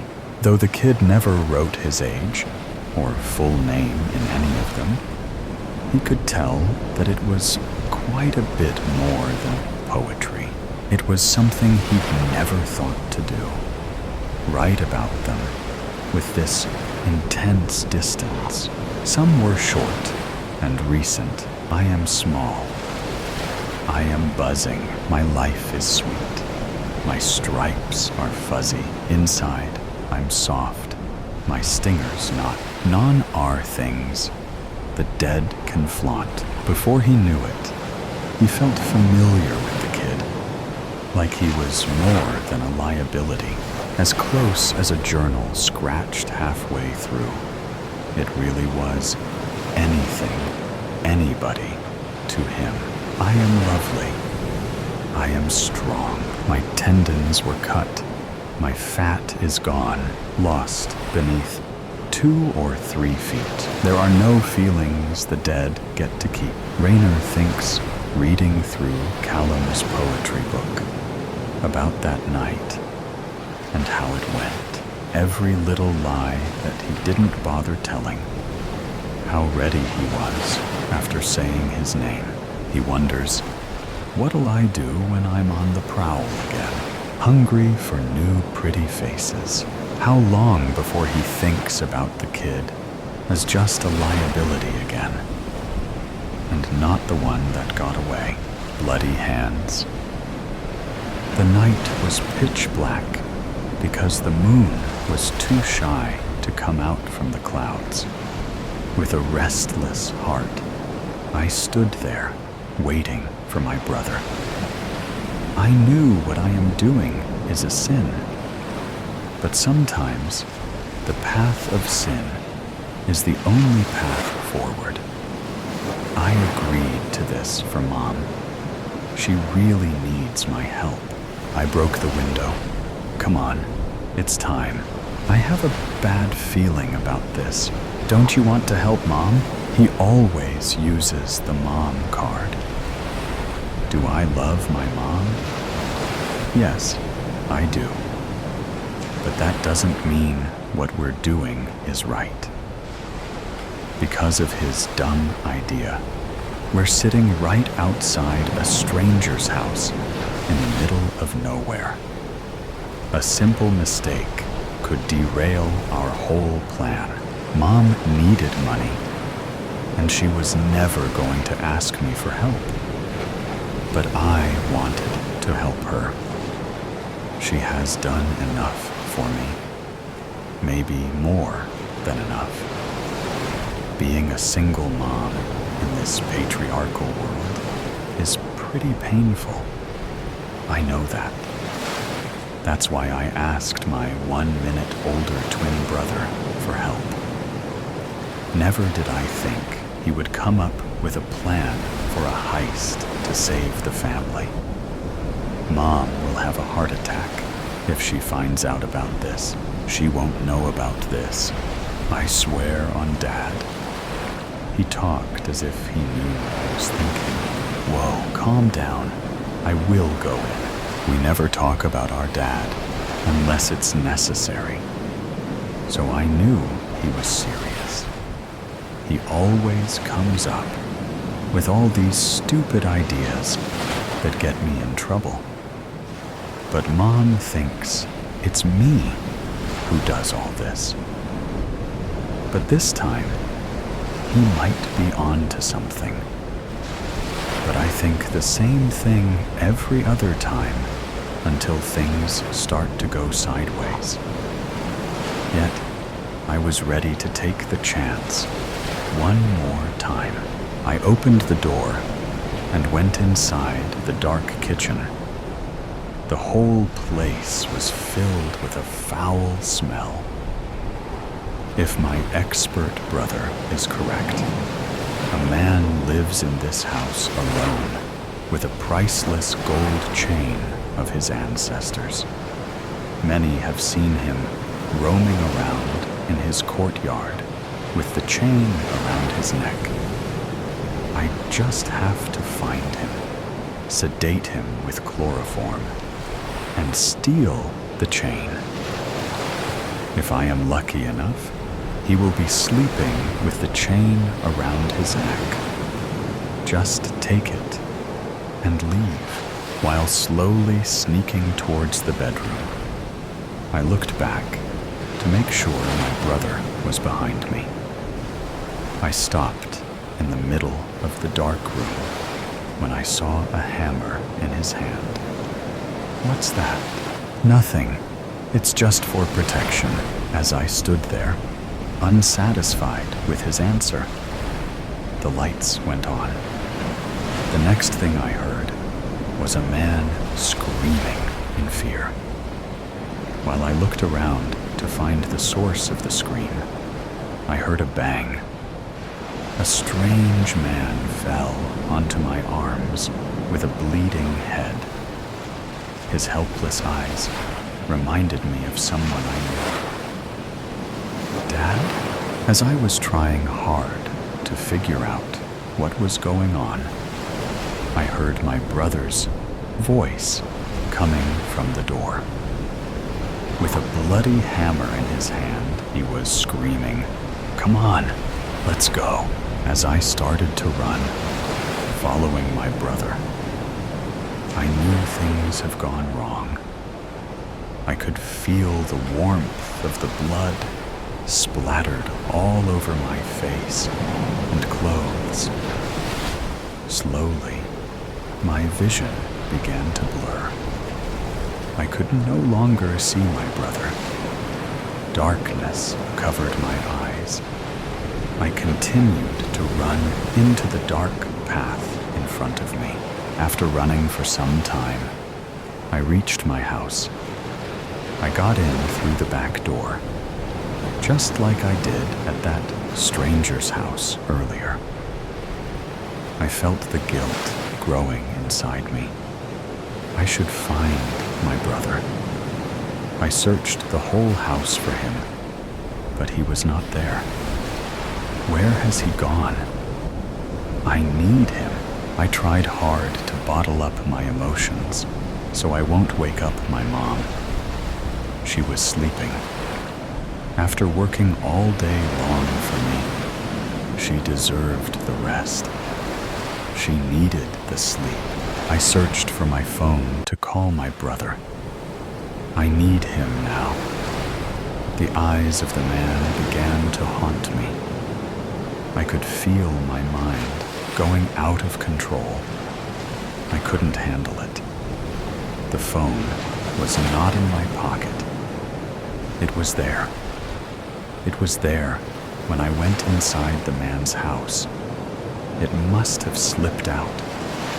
I bit hard on my arm to feel some pain. I fucked up big time. Mom's going to lose it when the police come for me. She won't take it. She can't take it. I began to hear sirens from far away. Where is my brother? Where is he when I need him? I felt a sudden weight in my left arm. It was the hammer, soaked in warm blood. Wasn't it in his hands? I saw him run away with it. How did it get here? My head began to spin. I could hear the sirens getting louder. The police are coming for me. They will drag me away from my mom. They are going to make her sad again. I won't let that happen. She doesn't deserve that. She doesn't deserve any of this. Free her. Free her from the pain you will cause. The pain she is about to feel. I could hear my twin brother again in my head. He always comes up with all these good ideas that get me in trouble. But this time, I think he is on to something. As I moved towards my snoring mom, I could hear the sirens nearing. I can't let them take me away from my mom. I smelled her beautiful black hair with the soothing smell of jasmine. I lifted the hammer as my brother told me. With a full swing, I bashed the hammer into her head. All of a sudden, the sirens in my head went silent. I stood there, looking at my hands, covered in my mom's warm blood. Unoccupied guest rooms were always hiding things. No one starts out wanting a guest room. It's usually an office first, but then you got fired and can't look at it anymore, so you throw a bed in it that you'll never sleep in. Sometimes it's a kid's room, but they've moved out into a college dorm room. It used to be storage, but then the divorce happened, leaving it depressingly empty. A studio for recording music But the bass player was in a car accident, and the band broke up. Guest rooms are rarely ever intentional. It's more of a ritual, something society has deemed necessary. The presumption that someone wants to stay with you and your new husband. The poor friend grits their teeth, trying to pretend they can't hear you having sex, trying to make the stiff pillows into something they actually want to lay on, trying to breathe through the Yankee Candle Vanilla Wafer air freshener that's plugged into the wall. The window sticks after an inch, and they can't get it up all the way. They unplug it after everyone is asleep. But the smell has been cloistered in the room for so long that it will never smell like anything else. They put the pillow on top of their face and try to sleep. I stood in the doorway to this guest room without entering it. Untouched rooms give you answers. They offer secrets. This one had last been occupied by a dead girl lying face down in a pool of blood. I found out about the case through the police. That never happened. We didn't get along. Yeah? I barked into phone. A landline I had installed myself. Cell phones bothered me. Is this Alma? It was Detective Herbert Ross. He knew it was me. What did you want? I said, trapping the phone between my ear and shoulder as I took a kettle of hot water off the stove and poured it in my favorite chipped mug with my favorite raspberry tea. If this was about the parking tickets I'd never paid, I still wasn't going to pay them. If this was to call me in about the robbery I solved before them, I wasn't going to tell them how I did it. A girl's dead. I set the kettle down a little too hard. Hot water sloshed around inside. I stared at the swirling steam coming up from the cup. I wouldn't be able to drink it now, and I frowned. The cops never called for my help. I usually embarrassed them by figuring their cases out for them. As a PI, it was rare to get a call like this. You need me? Yeah. Can you come? I hesitated for only a moment. Yeah. What's the address? 325 111th Ave, Blaine. I'll be there in half an hour. I hung up and reached for the tea, hoping I could snag one sip. Burnt tongue be damned. The tea bag had broken. Blaine was a little forgotten neighborhood, 30 minutes from Minneapolis, where I lived. The town used to be nice and neighborly, where kids biked until dark and people shoveled driveways for the elderly. Now, it was dirty. Every house had this gray dinginess to it, like everyone had collectively decided 1 year to stop taking care of things. Lawns were overgrown. Cars were rusting away. Big lilac bushes and weeping willows were being taken out or cut down. It was like an anti-homeowners association, uglifying until everything was up to code. I showed up to the house where only one police car remained. There was yellow tape in front of the door. A crowd of people stood a few feet away, muttering. I looked the crowd over quickly, but no one stood out. I lifted the tape and went into the house. Herbert was standing right inside, apparently waiting for me. Body has already been taken. He grunted. That's fine. I didn't get much from dead bodies. I knew Herbert would tell me anything I needed to know, because he had called me. Still, this was awkward. We both were uncomfortable, and it was obvious by how we refused to make eye contact, our hands shoved in our pockets. Husband found her face down in the guest room, stabbed multiple times, said the doors were all locked, no sign of forced entry. You ask the neighbors if anyone was skulking around? Herbert nodded. Nothing out of the ordinary. Seems like everyone keeps to themselves. What did she do? Who? The victim. What did she do for work? Oh, her name's Noelle Sharp. The writer? I asked, bewildered. She was known for gritty romance novels, turned deadly. Not my thing, but I knew her name. Yeah, I didn't know she lived here. He nodded again. They moved here a few years ago.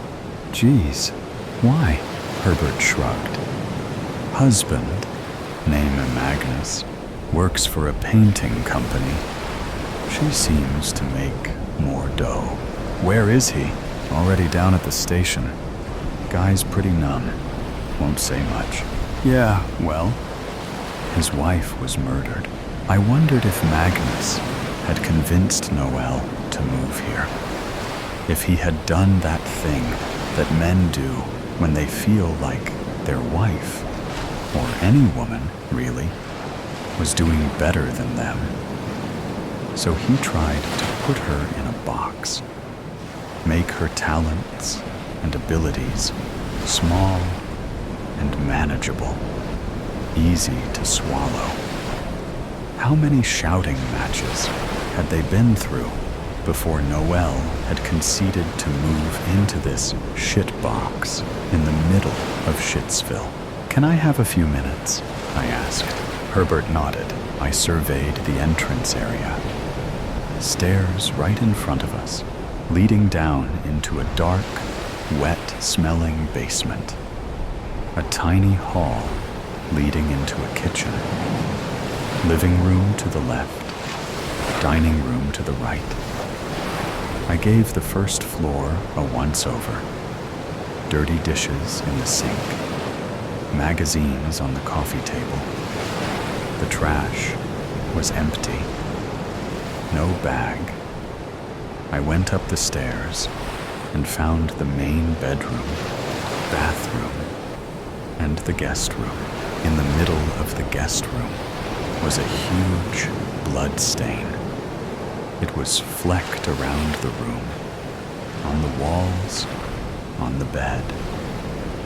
The stain was dark against the gray of the carpet. I surveyed the room. One bed, one desk with a small lamp and wooden chair, one plush armchair near the window, overhead light, fixture, fan. There was a closet and a nearly empty bookcase, short and pudgy. Maybe something that one of them had been dragging around for years, couldn't bear to get rid of. Some furniture held on to it. I walked in and thought about the room.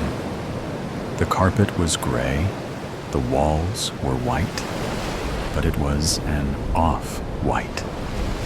It was like the white had been darkened by something. I sat down in the armchair and looked around, pretended I was staying there. I went over and turned the light on. The fan spun slowly above me. I sat back down in the armchair and looked some more. I realized it had been blue.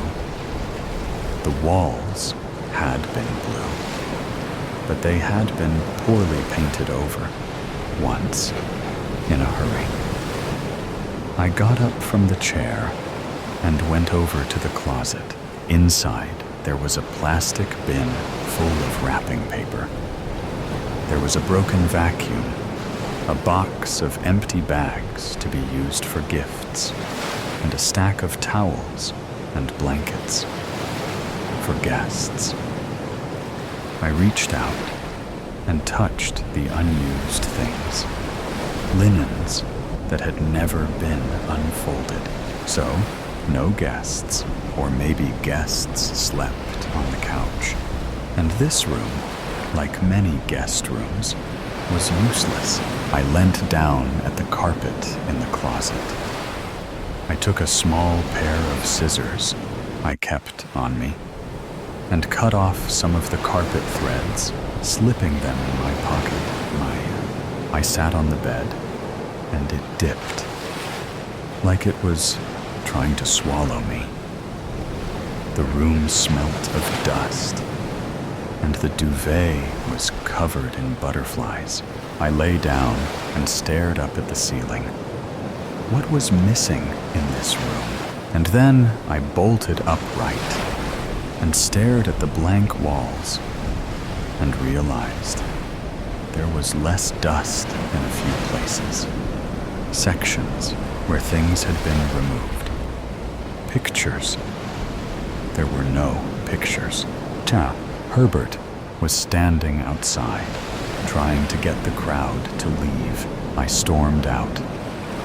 "Are you sure this wasn't a robbery?" I asked. Herbert looked over his shoulder, annoyance on his face at my outburst. It made the dispersing crowd turn, new interest compelling them to stay. "Nothing has been taken." "How do you know?" I asked. Husband confirmed. "You don't think, just maybe, he's a little fragile at the moment?" Herbert shrugged. "I'll have him do another walkthrough." I told him I was going to need to come back to the house again. I needed to think. He told me to call him first, before he did. We both knew I wouldn't. But I looked up Noel Sharp on the internet. I found relatives and close friends, and I called and talked to them. Everyone had lovely things to say. I asked about her writing and her hobbies. When I brought up the husband, people also had nothing but good things to say. The mother was the only one who sputtered on and on about how that low life tricked my daughter into marrying him. Worthless career, no family money. She could have married a Rockefeller. I didn't tell her Rockefellers didn't spend time in Minnesota.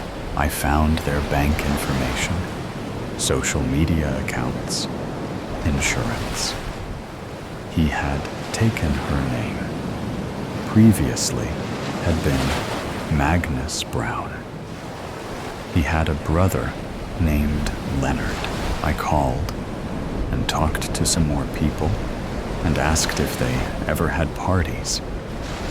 Who were the best friends? Who stayed in that guest room? No one had much to say. There had been a housewarming party, but never another party after that. I called Leonard and asked him about Magnus and Noel. Leonard was still shocked about Noel's murder, kept going on and on about how Magnus adored her. Noel was such a sweet girl. She was so kind to everyone. Great cook. I never read her books, but I knew she was good. Magnus just loved her. I told him to call me if he thought of anything else. I could see from their joint bank account that there was voodoo trouble. There always was. I carefully read through credit card statements, but nothing interesting sprung out. Not even a transaction from a dirty website. I sat by the window in my apartment, smoking until daylight. John. I waited a few days before going back to the crime scene. I called Herbert on the way to the house, and he told me basic things that I could have guessed. Death due to blood loss, internal injuries, no fingerprints on the knife or around the house, doors locked, nothing broken. Husband staying with a friend. Husband's alibi checks out. Yeah, he was painting a town over. I have the address. I'll take it, I said. I could hear the frown over the phone. I already cleared it with the homeowner. You called me, I said with a shrug that I knew he could hear. He rattled off the address, and I wrote it on a Walgreens receipt. I stopped at a Home Depot and stood in front of the paint chip wall. I stared at the colors, the very berry purple and Derbyshire green. I took out the carpet clippings and held them up over the grays. The carpet color was rock candy. I was at a shabby, buttercup yellow, run-down house that had not been painted in a long time. An old man in an old red sweater answered the door. He was hard of hearing, and his eyes were swallowed up so far into his face that I figured he couldn't see well either. I told who I was, Alma Savage, private investigator, and asked if he had made an appointment to have his house painted. He talked about how this nice fellow had painted his house, how they had drunk beer and talked about baseball. I was confused for only a moment before a young woman with a pixie face and curly hair interrupted us. My father has Alzheimer's, she explained.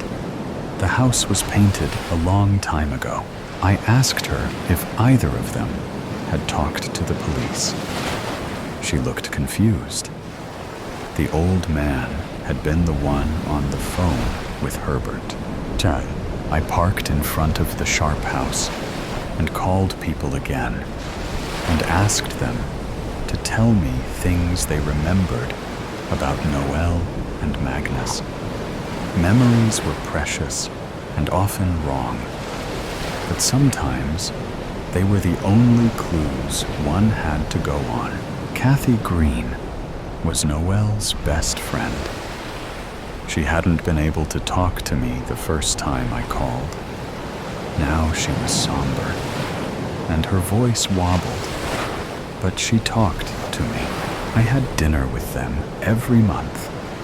Magnus cooked the best meals. Magnus, I repeated. What about Noel? Nope. Noel didn't like cooking. Whenever we were alone, we always ate out. Kathy kept talking, clearly happy to have someone to talk to. They wanted kids so bad, but Noel had a miscarriage, and they never tried again. Magnus couldn't bear it. Had a vasectomy. I asked her when this happened. She said 4 or 5 years ago. I hung up and went back into the house, walking into the guest room and staring at it, realizing it was perfect size for a nursery. The schooner blue walls that had been painted over with Acacia white, the missing pictures, rock candy carpet. I lay on the couch in the living room and determined it was too uncomfortable for someone to sleep on overnight. No one stayed with the Sharps. I called Herbert, still lying on the lumpy couch. I need you to check something for me. Alma? Yes. I need you to tell me if she was pregnant. Noelle? Yes? I'll call you back. Chad. I went into the main bedroom and looked over the dresser, where receipts and change and dollar bills and earrings lay. I looked in their closet at all of Noelle's comfortable writing clothes and Magnus's paint-covered clothes. I found photo albums and thumbed through them. Nothing but happy smiles.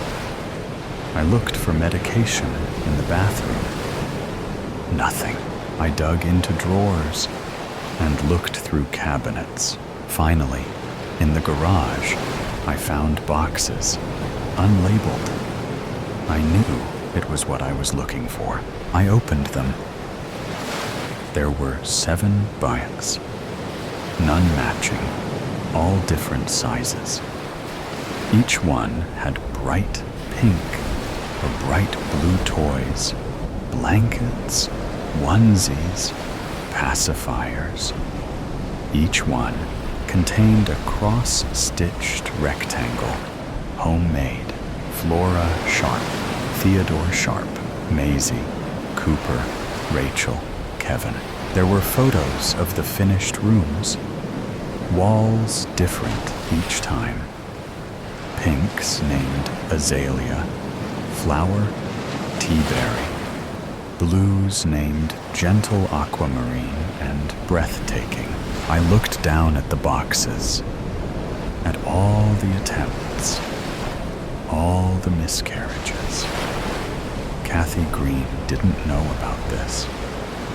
Her best friend status was weak, watered down because Noelle was too broken, or embarrassed, or just didn't think it was anyone's business.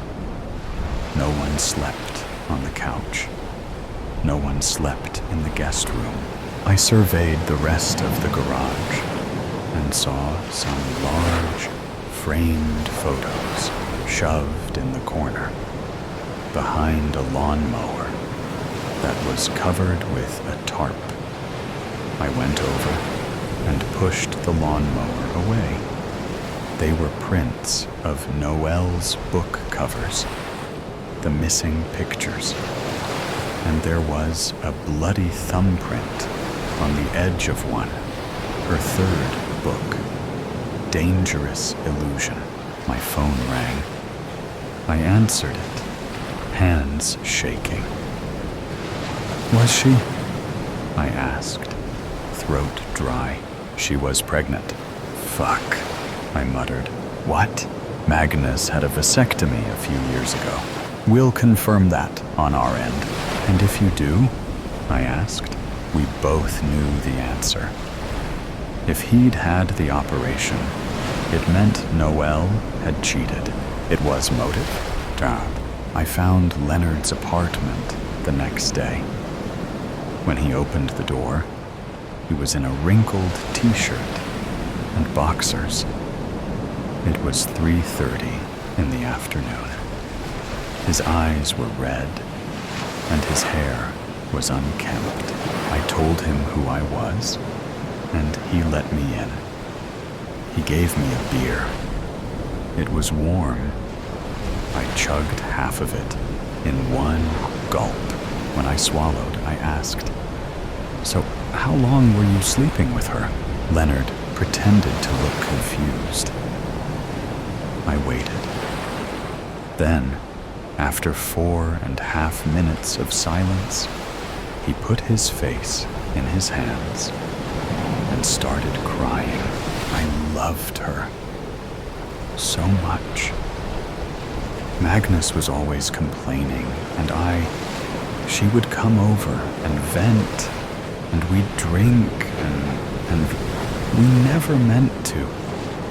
Noelle was pregnant, I told him.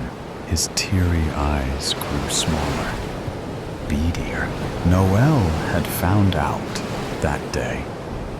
I pushed on. She left the pregnancy test in the trash, and Magnus found it. You know he had a vasectomy. I didn't wait for him to confirm. Noelle was in the guest room, looking at the nursery she never got, hoping it would work this time. It could be you. And Magnus found her, killed her, and took down the photos of her books. Couldn't bear to see them. All her accomplishments. She had money. Her name meant something. And now his own brother was fucking his wife. How did you know that? Magnus isn't staying with you. He's staying with a friend. He hates you. No. He choked out, shaking his head, like that would shake the words out. She only cooked for you. When she came over here to vent and drink and fuck, she'd cook for you. She never did that with him. What do I do? He asked, drowning in how much he hated himself. I looked around the drab apartment before turning my eyes back to him, shrugging. Ever thought about painting the place? The dark night. A shadow of a figure was running in the dark. All around were tall trees, and only a small fraction of the moon's rays got through the canopy. The ground was a black void, with no difference between the dirt and the tree roots. A pack of wolves howled in the distance. With every gust of wind, the tree branches and leaves banged and rustled like a toddler playing with pots and pans. Under all of that was a low mumble, rhythmic, like a drum cadence, but ghostly in origin. The figure trips. Eli. The scene quakes. Eli. The moon disappeared. Elijah. Blinding fluorescent light replaced the woods. 13-year-olds Eli and Tyler were sitting in the mall food court, eating dinner across from each other. Eli's heart was pounding in his ears, and his hands trembled. Tyler put her hands on his. Eli, what did you see? Eli repeatedly blinked back at her as the fog lifted from his head. I don't really know. Come on, she said, slinging on a side bag as she raised from her chair. You can think about it on our way home. I don't want to miss the bus. Without a word, Eli cleaned up their table and carried the tray away. As soon as his hand was free, he reached for her hand. They walked away from the tables, with Tyler locking her arm from Eli's swinging. Not too many people were left in the mall. There were a few stragglers around the pop-up stands, but most were lacing their arms through jacket sleeves by the exits. However, two men, a twig-like one with close to the head African curls, and a log-like one with slicked hair, mostly to one side, didn't fit in either group. They stood off the side, away from everyone else, surveilling, looking for something. Their cookies and cream vibe didn't make Tyler divert their path. She was right until they stepped into their way. Excuse us, Tyler Woodlock and Elijah Krieger, the twig one asked through a British accent. Tyler pulled Eli closer. No, sorry, she answered, starting to walk around them, with her and Eli's fingers turning red. Government agents? The other man stopped them, flipping open his budget case. Miss Woodlock. The Brit slid closer, as Tyler gave out a nervous laugh. She pulled it together with a devious smirk. "All right, agents." She stepped closer. "But one thing first." "Yes," the man said, putting his budget back. Tyler gave the Brit, the fitter one, a stiff kick in the shin. With him on the floor and his partner stunned, she yelled, "Run, Eli," giving Eli a push start. Eli sprinted off, getting a head start as Tyler toppled over a supply case. He headed for the loading docks, a path Tyler forced him to memorize for an emergency like this. As ordered, he ran without looking back. He nearly ran off the truck port in his mindset. He jumped down. Falling on his hands, he looked like a frog. He couldn't find the strength to stand, but he walked, half-crawled, to the rear of the building. Collapsing against the brick, he took his chance to look back. She wasn't there. He stayed twisted around the corner, waiting for Tyler. All of a sudden, bright light beamed onto him.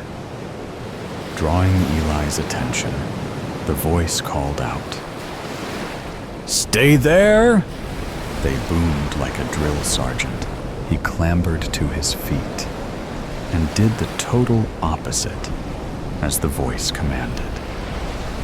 A stampede of boots followed Eli as he jotted into the wooded area on the other side of the loading lane. The fall night grew darker as he was chased farther in the woods. With every gust of wind, the tree branches and leaves banged and rustled. Their movement shifted and blocked the moon as if in a game of peekaboo. This and the uneven ground made Eli bobble like a pinball. The voice rang out again. "Get him! Don't let him get away." It allured him to look back. A light show of flashlights was going on behind. Even with all the light, however, the people remained shadows. A gopher tunnel tripped Eli up a bit. As he looked up, a pair of amber eyes, low to the ground, stared at him from a few yards away. The progression of howls following the encounter made Eli run fast. He couldn't hear the boots anymore. He would turn his head a few degrees before forcing it straight. The last one sent him flying into the ground. Tyler peered over a row of bushes. Eli laid on the ground, with only his chest moving up and down. As soon as she raised from her position, two men came into view. One went to Eli's side, and the other pulled out a radio.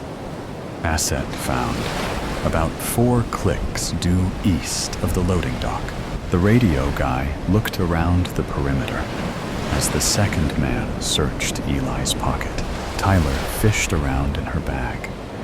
In the dark, the inside of her bag was a void. She felt cold metal as more men appeared. The one left Eli's side. "The cards aren't here, sir." Eli let out a moan as he began to stir. "Bring him. We'll find out soon enough where they are." He turned and started the procession away. Radio and Pocket Man gave each other a glance before Pockets threw Eli over his shoulder. The remaining men followed. Tyler took her hand out of her back. She fell to her knees, with her hands on her face. As the first tears started falling, she wiped them away with her fists clenched. She ran back to the mall, heading towards the parking lot. Her head bubbled back and forth, looking at the cars and people. Losing her structure, she fell back on her knees. She started crying again, right before her ears perked up. Snapping her head around, she saw the two agents from inside. "We lost, ma'am," she heard the agent who threw his badge in her face. They were ready to run. A grin grew across her face. She spined back, with her attention being grabbed by the rear of the car she fell in front of. The license read, CA exempt 387690. She had seen enough of those when the police raided their Romani dwellings. The odds of that being their car, she didn't know. Not did she know the odds of them automatically unlocking it far enough away that she could climb into the trunk before they were close enough to see. The two agents and their unknown guest arrived at their motel on the outskirts of town almost an hour after Eli was taken. The building wasn't too big, just 2 rows with 8 or so doors each. Behind each were a single room and a bath. The agents went first. Tyler waited until she couldn't hear them anymore before pushing out the back row cushion. Sitting on the floor of the car, she watched as they entered a room with the number 6 on the door. She opened the door carefully so she wouldn't hit the next car. In the same manner, she closed it without a sound. She strategically stepped as she reached back into her bag.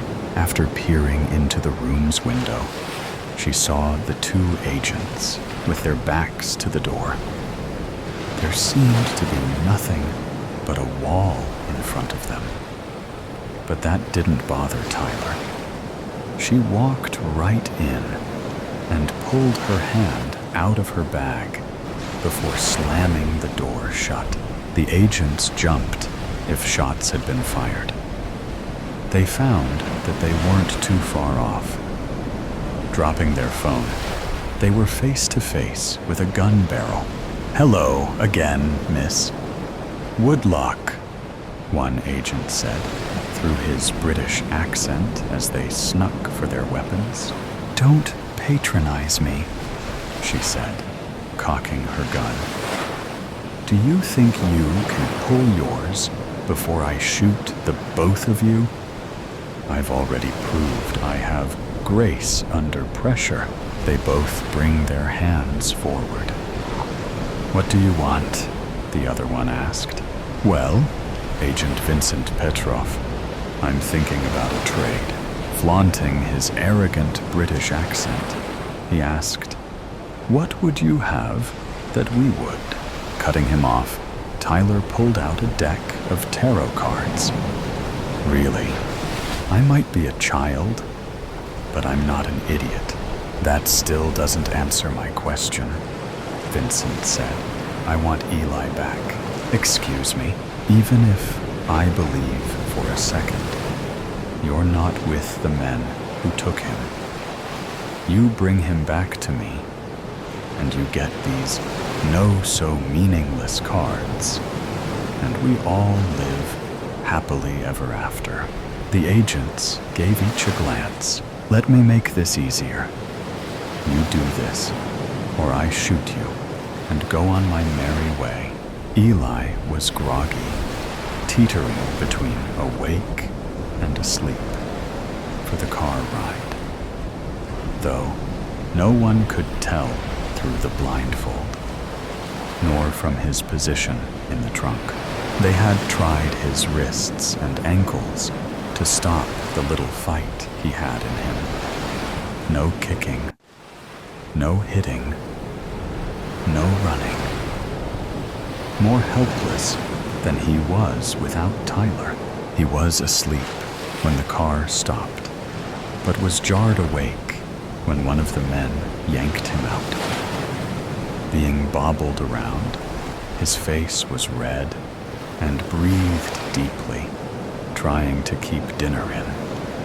The only relief came when he was dropped to the floor. After the bang of the door, Eli was left to wait once more in the dark.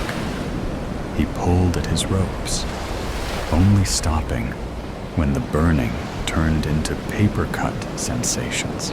No closer to freedom, he crumbled, stopped straining, stopped fighting, stopped holding it together. Back at the motel, Tyler sat crisscrossed on the first bed from the door, yanking her locket back and forth on its chain. She stared at the agents that sat on the other side of the room.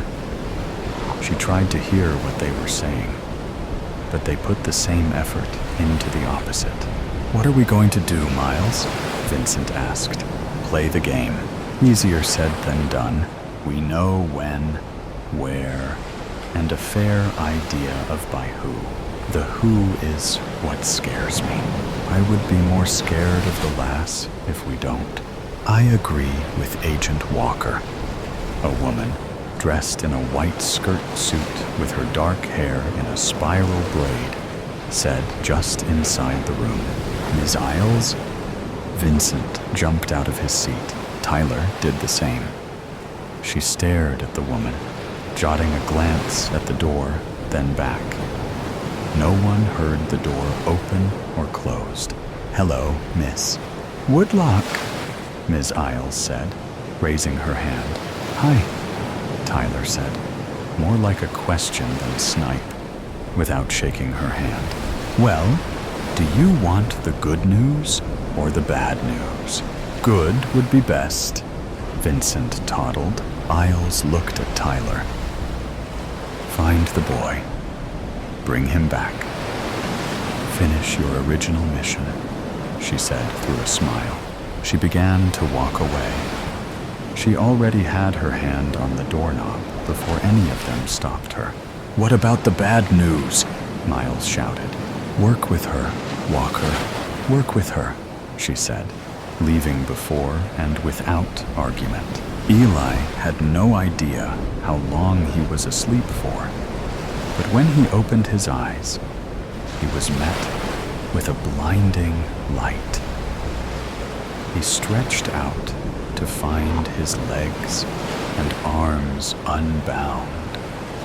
Panicked and joyed, he shuddered and jostled. He missed the hand on the wrist. A shadow eclipsed the bright light. "Do you mind not moving?" The voice sounded familiar. With the light masked, Eli could start to see the room. First, the man kneeling in front of him, graying hair, flannel button-up shirt, and placid blue eyes. Then small red spots on the gray cement floor. And last, white bandage roll, some on his right wrist, and the man wrapping more onto his left. "I think you've bled enough on my floor for today," the man said, finishing his work. "Your floor? Don't be put off by the casual dress. I'm the boss here. And that's why I can offer you this. You answer all my questions, and you can go home to your gypsy family, to your sweet wife, Tyler, without any more harm." "What do you want to know?" Eli asked as he sat up. "Why don't we start with something simple? Why did you run away from me at the loading docks?" said the man who blared a flashlight in Eli's eyes earlier that night. Vincent sat at the small two-person table, glaring at a street map and a calculator. "How is it going, Vince?" Miles asked, leaning over Vincent's shoulder. not great. Knowing that they took Elijah 75 minutes ago, and assuming they stayed within 5 miles per hour of the speed limit, they can be anywhere within and around 50 miles away from the mall. That's a big area. You don't know the half of it. Miss Woodlock. Tyler, she yelled at him. My name's Tyler. Tyler. He put his hands up halfway. Can you give us anything? Car model, direction, anything? I was a little busy, trying not to get caught myself. Trying to find you fools. If we try to search all of this, Vincent pulled Miles closer and lowered his voice. We won't get to him in time. Don't talk like that, Tyler yelled, with a little cry behind it. You start talking like that, and things will end that way. She fell back onto the bed, with her hands on her face. Miles glared down at Vincent, with his arms crossed. He kept that position as he walked over to the bed. Sitting next to her, he put his arm around her, with an air bubble between them. Thanks, she said, whipping her hands out from her face. It's getting late. Why don't you rest for a bit? We don't want our sharpshooter's eyes heavy. I've been one for the last 10 years. But, she paused, bringing up her watch on her right wrist. Watch, she continued, jumped off the bed. What? Miles followed her towards Vincent. Watch. She started searching her bag. I got Eli a watch for our first anniversary. He never takes it off. She presented the watch's instructions. And it has GPS. Anniversary? They asked. During their time together, the man asked Eli an array of questions.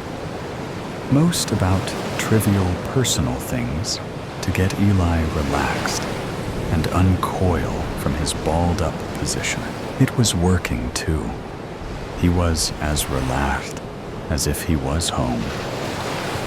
His eyes glassed over as the questions droned on. The room faded away. A dark place appeared. A spotlight shines on the center.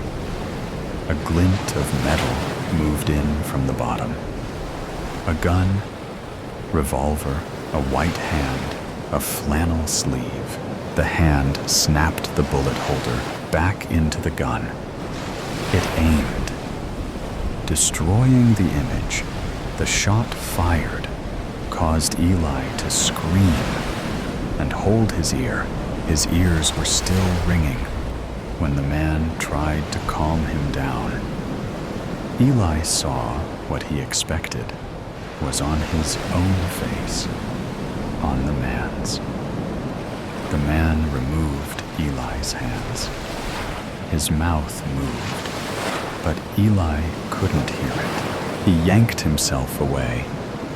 Why are you asking me all these questions? What do you want? The man had a blank face. He opened his mouth, but nothing came out. After straightening his shirt, he said, "You have something that belongs to me." "I don't have anything." Eli shuddered. "Not now, but..." He exhaled heavily through his nose. "Tyler gave you something. A set of tarot cards." "I don't know where they are," he stuttered. "Well, it's the last question you have to answer, so give it a good thought. They could be anywhere. In the woods where you chased. Back in the mall where the other two did. With," he said, trying to put the brakes in his mouth. "Sir, you know where they are." "No, I don't." "Yes, you do." He pulled a gun from his back waistband. "Tell me." Eli's mouth opened, but the only crashing noises came. The sound made both of them jot their attention towards the door. The man gritted his teeth. The other two. Staring down at his gun, he weighed it in his hand before bringing it down on Eli's head. Eli fell to the floor again. The last thing he saw before the backs of his eyelids was the man's black shoes walking out the door. The black gave away to wisps, at first merging into cacti and sand. They whirled by through the view from a car window. Tyler sat on the opposite side, smiling back. In the front seat sat Miles and Vincent. The whole picture felt loving and had a dream-like glow. It faded into a face full of fabric. Before he could freak out like his earlier ones, a hand touched his shoulder. "You're all right now. You're safe," Tyler cooed. In a quick movement, Eli raised to hug her, nearly bringing them to the floor. Regaining her structure, she hugged back. In their embrace, Eli missed Miles and Vincent standing off to the side, smiling down at them. The voice thief. "Tom, have you ever been in that situation when you are in a serious emergency, but you can't tell anyone? Well, if you have, you might have a similar story to mine. It all happened last year. I was at McDonald's for my best friend's birthday party when it happened. I was just walking around when a man in a Ronald McDonald costume walked past me. He looked at me and said, 'Come here, child.' Okay, that was a bit weird, and I was now questioning if this really was a man in a suit. So I kept my distance. That made him mad. I said, 'Come here, child.' He sneered. By this point, I was freaking out. This man was crazy. I had to warn the others. So that was when I did the only thing I could do. I screamed. That is, I tried to scream. Ronald looked at me and grinned. 'Do you want your precious voice back?' he asked. I ran, unable to warn anyone of this monster that was all I could do.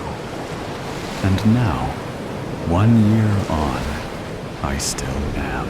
Okay, I know you're wondering, what on earth does that have to do with anything?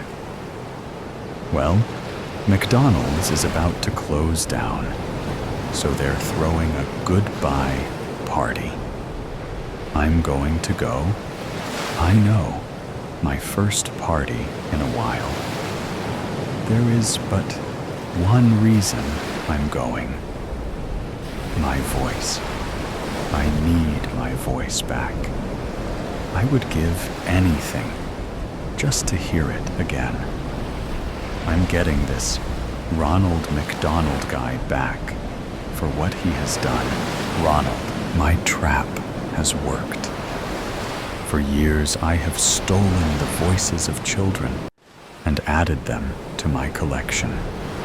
Each child has had their life ruined, and they don't have the brains to write a note to warn everyone else. But I have now become bored with my collection, and I decided, why not just capture the kids? I do have an enormous basement to put them in, and who would miss those brats anyway? My plan is simple. capture all the kids that go to the throwaway party. Tom, the party is on. There are sales everywhere I look. Kids run around like crazy. I try not to get sidetracked by all the sales, but soon find myself in the queue. That's when I saw him, Ronald McDonald. It was time for revenge. Ronald, I can't believe how dumb this kid is. After I took his voice, he still comes to the party. Oh, well, I guess I'm in luck. So far, I have caught 30 kids. I'm going to give this one a jump scare. Tom, wait. Where on earth did that guy go? I sigh. Maybe I might see him again soon. That's when I felt a tap on my back.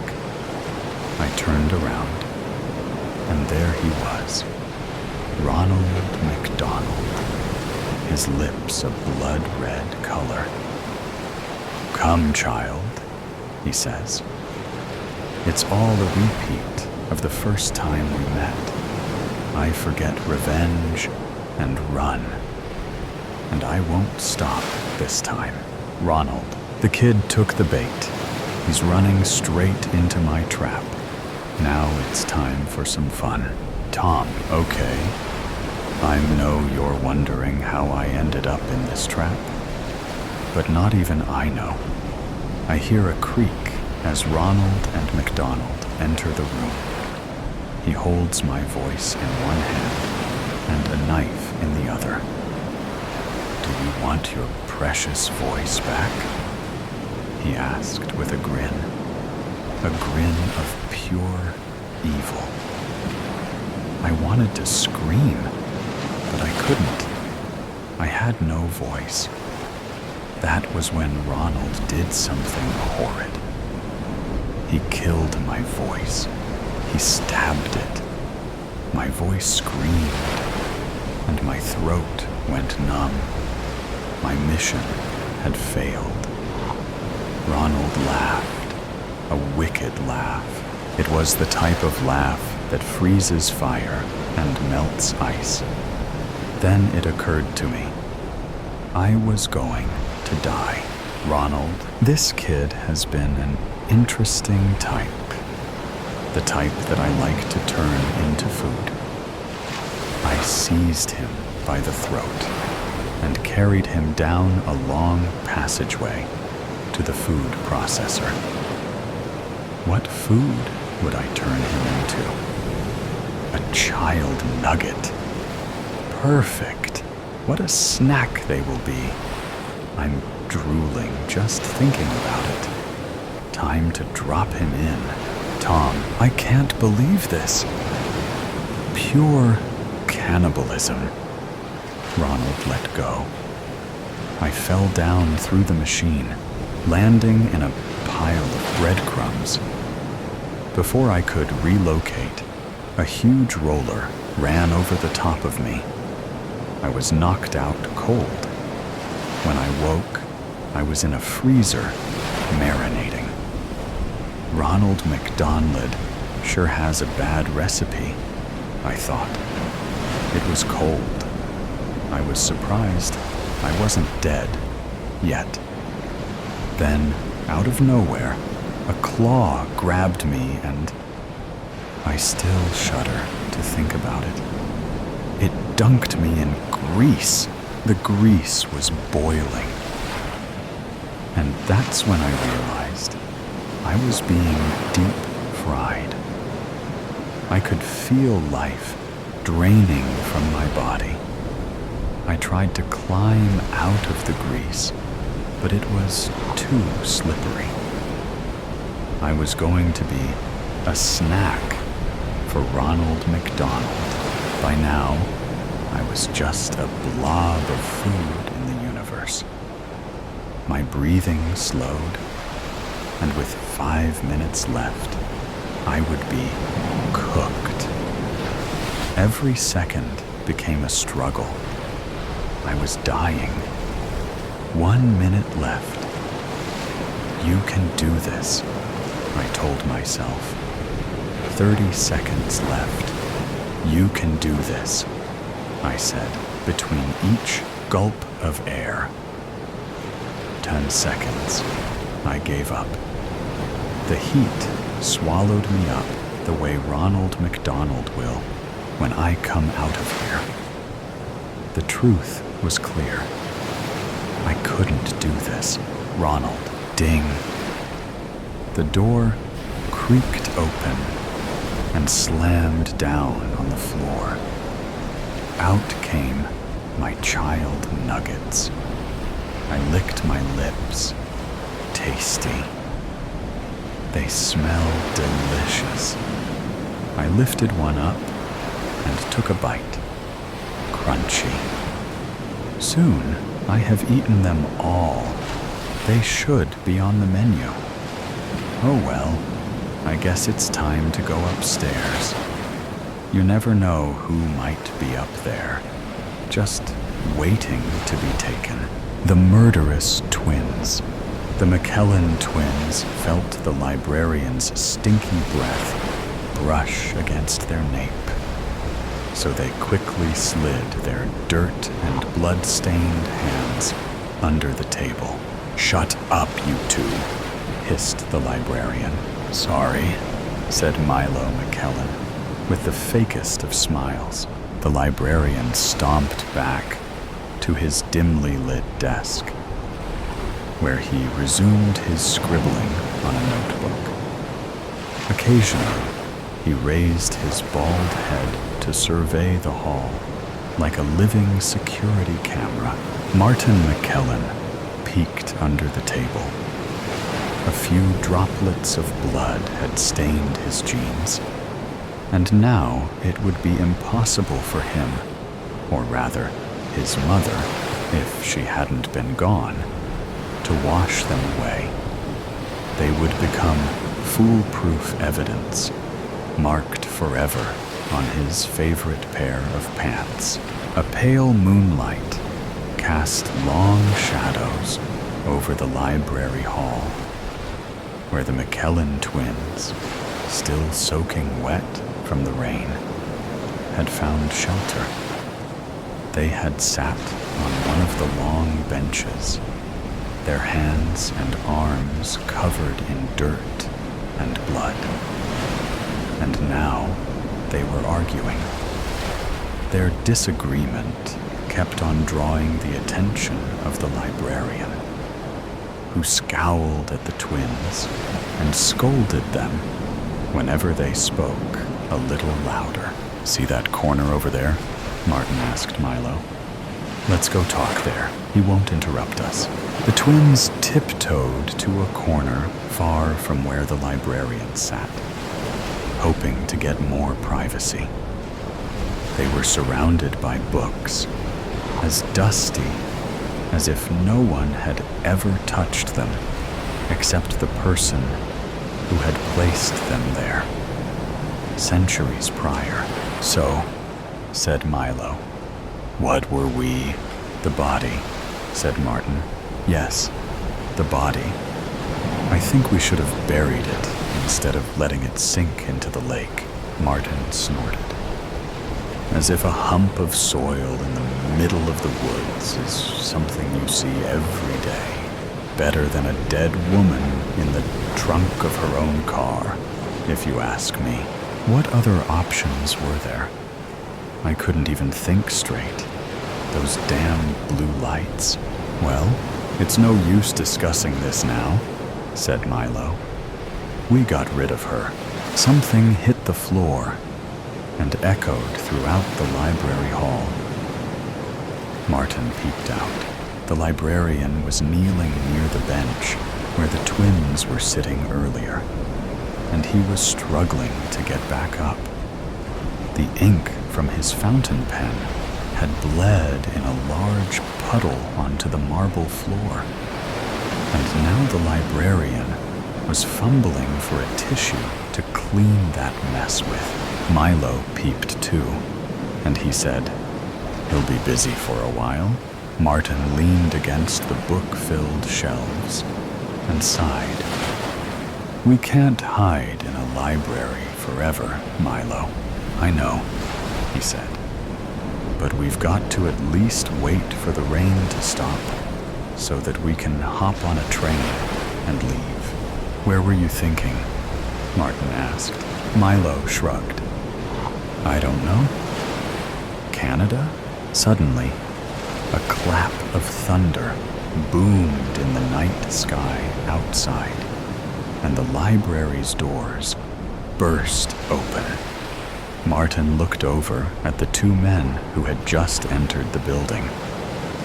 They were wet, just like the twins were, but they wore blue uniforms, like police officers, said Martin in a quivering whisper. "There's two of them.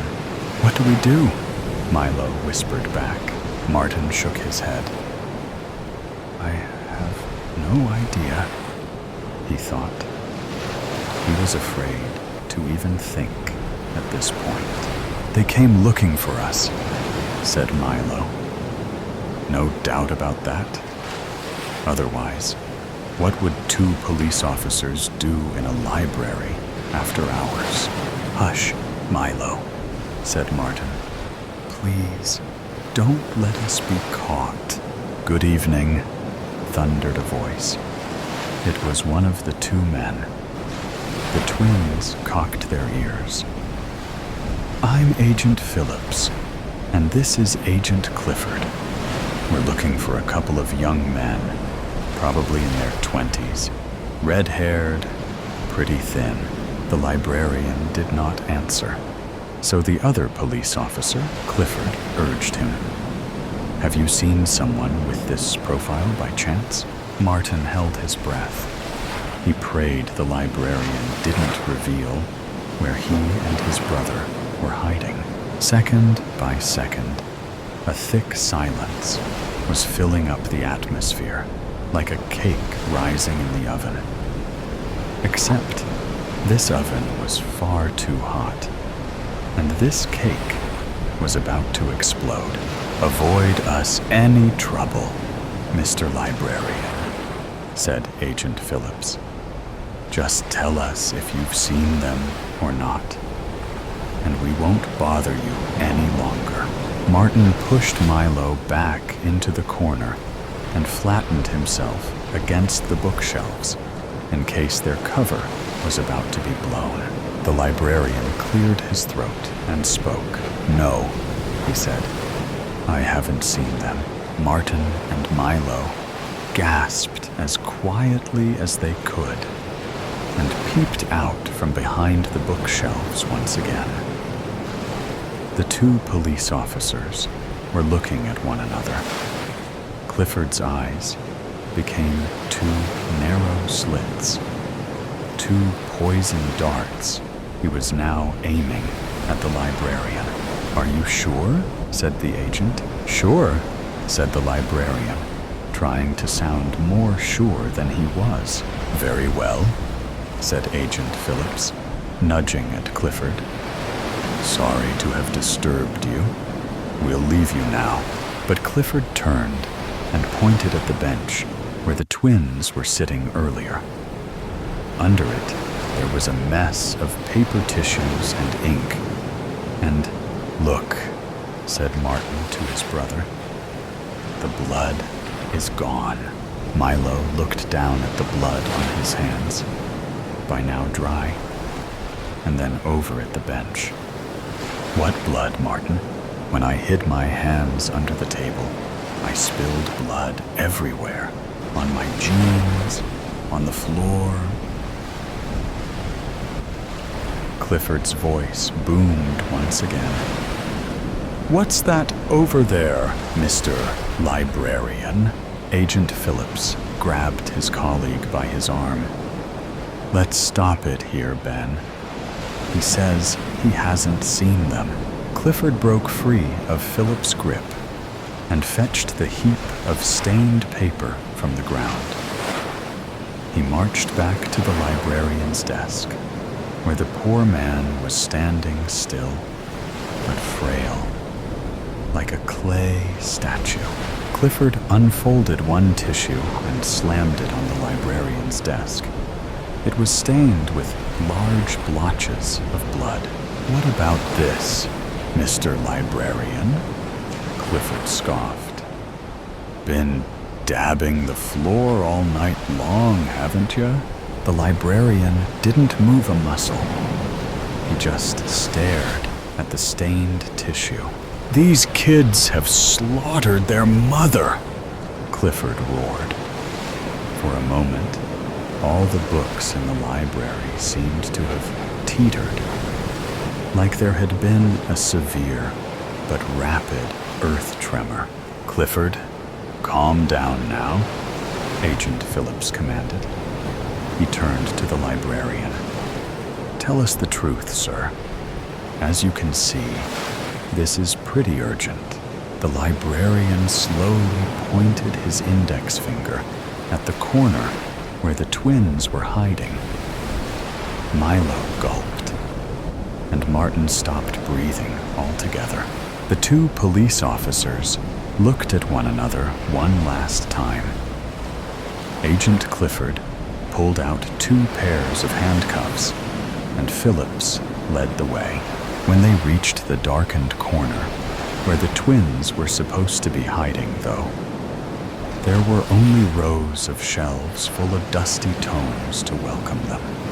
My dad's? A killer?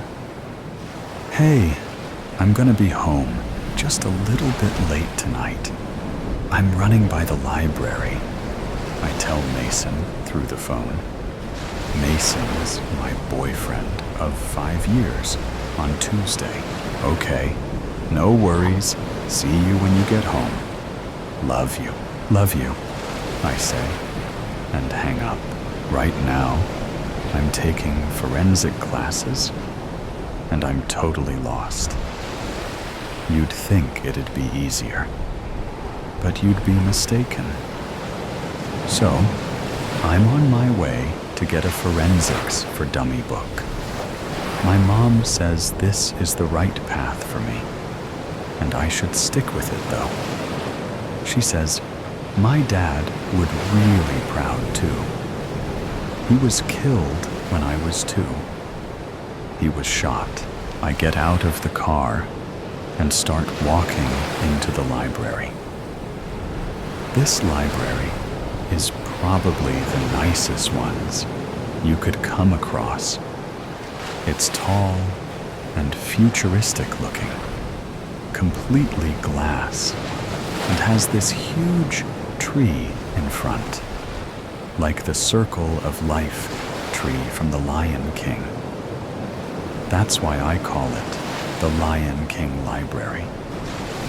It's special. Mrs. Darcy, the head librarian, greets me.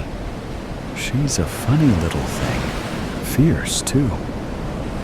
"What are you looking for, doll?" she asks. "Forensics for dummies. Could you point me to the crime section, please?" "Ah, right around the corner," she answers, pointing. "Thank you, Mrs. Darcy," I say, and walk towards the section. When I get to the shelves, there are hundreds and hundreds of books, some talking about mass killers and other talking about the victims. I run my fingers across the spines and look at all the titles. How to stop a killer? Wonder how promising that is. Another one says, "Behind the scenes of the FBI." That sounds interesting. I grab it and knock 3 books off the shelf, and it echoes. This is embarrassing. I grab the books I knock over and reach to out them on the shelf, but one catches my eye. Is that my dad's name? Is that him? On this book? I look at the title. I'm stopped in my tracks, and I can feel the color. bleeding from my face. Inside the mind of the Carter Brooks, the killer we all know. What?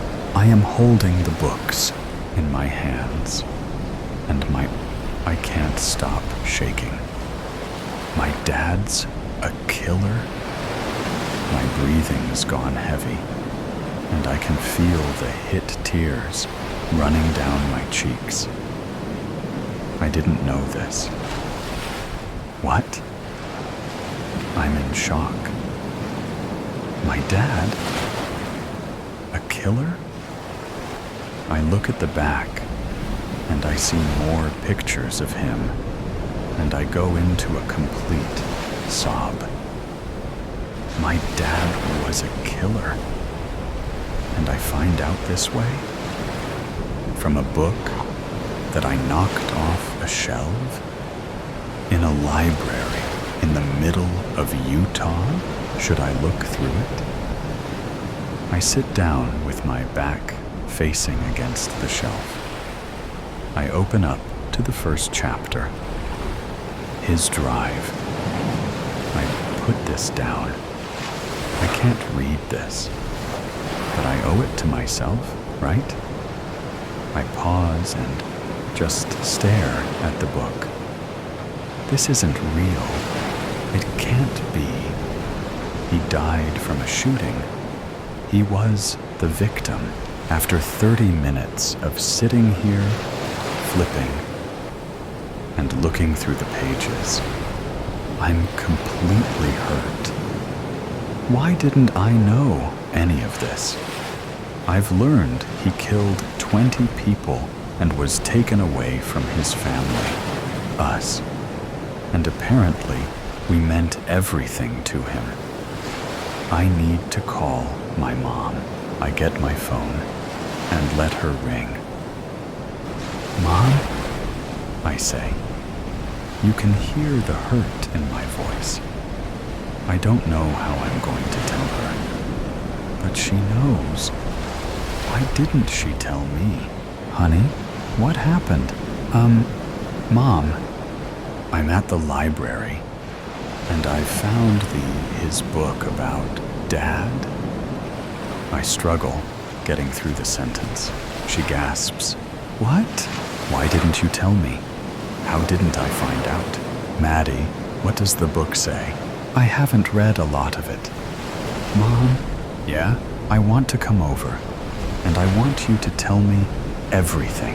Yeah, okay, that's fine. Dinner will be ready when you get here. I hang up. My hands still haven't stopped shaking. Should I really be mad about her not telling me?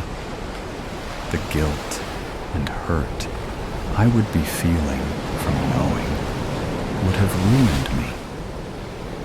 I can't be mad, but I'm upset. I'm being calm about this. I'm not blowing up. But I should have known. At least some of it. Not all the details. I called Mason and let him know that I'll be home late. I told him my mom wanted me over for her church group. I can't tell him about this right now. I pull into her driveway and sit in my car for a second. I'm bracing myself. I'm in shock right now. I know it will hit me tomorrow and hurt more. I get and walk up to her porch. I knock 3 times. She comes to the door immediately, and she has tear-stained cheeks. We can sit at the table. Did you bring the book? She says, leading me to her table. I nod. I'm saving my breath. I pull the book out of my purse and lay it out in front of her. Her eyes get glossy again.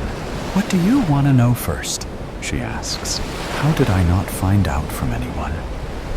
Not on the news, family, close friends. And why? Money. Grandma paid everyone for you not to find out. She takes my hand. You have to understand, it was for you protecting. We didn't want you living with fear or hurt constantly. Were you going to tell me? Ever? How did you think I wasn't going to find out? You were going to find out at some point. I always knew that.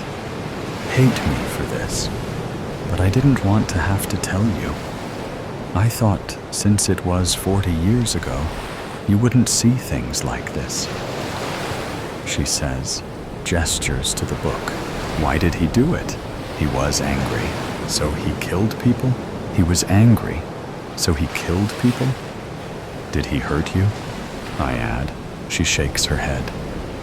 No, he never laid a hand on anyone he loved. What was wrong with him? What inside him made him want to kill someone? It can't just be anger, Mom. I mean, I'm in my first semester for forensics, but I know that can't be it. Mom, I know you know. She looks down at her plate. We haven't even started eating yet. The food's getting cold. He had multiple personalities. 2. When he was angry, it triggered his even angrier ego. He would go on killing sprees, she says through tears. This isn't easy for her. I imagine this isn't something she wants to revisit. You accepted that? Did you try to get help for him? I had to accept it. He wasn't always like that. After his dad and mom died, that's when it happened. And I did try to get him help. He wouldn't let me do it for him, not even behind his back. Did he tell you when he was doing it? Never.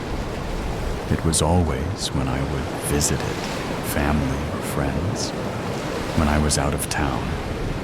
And I wanted a divorce, even though I loved him more than anyone understood.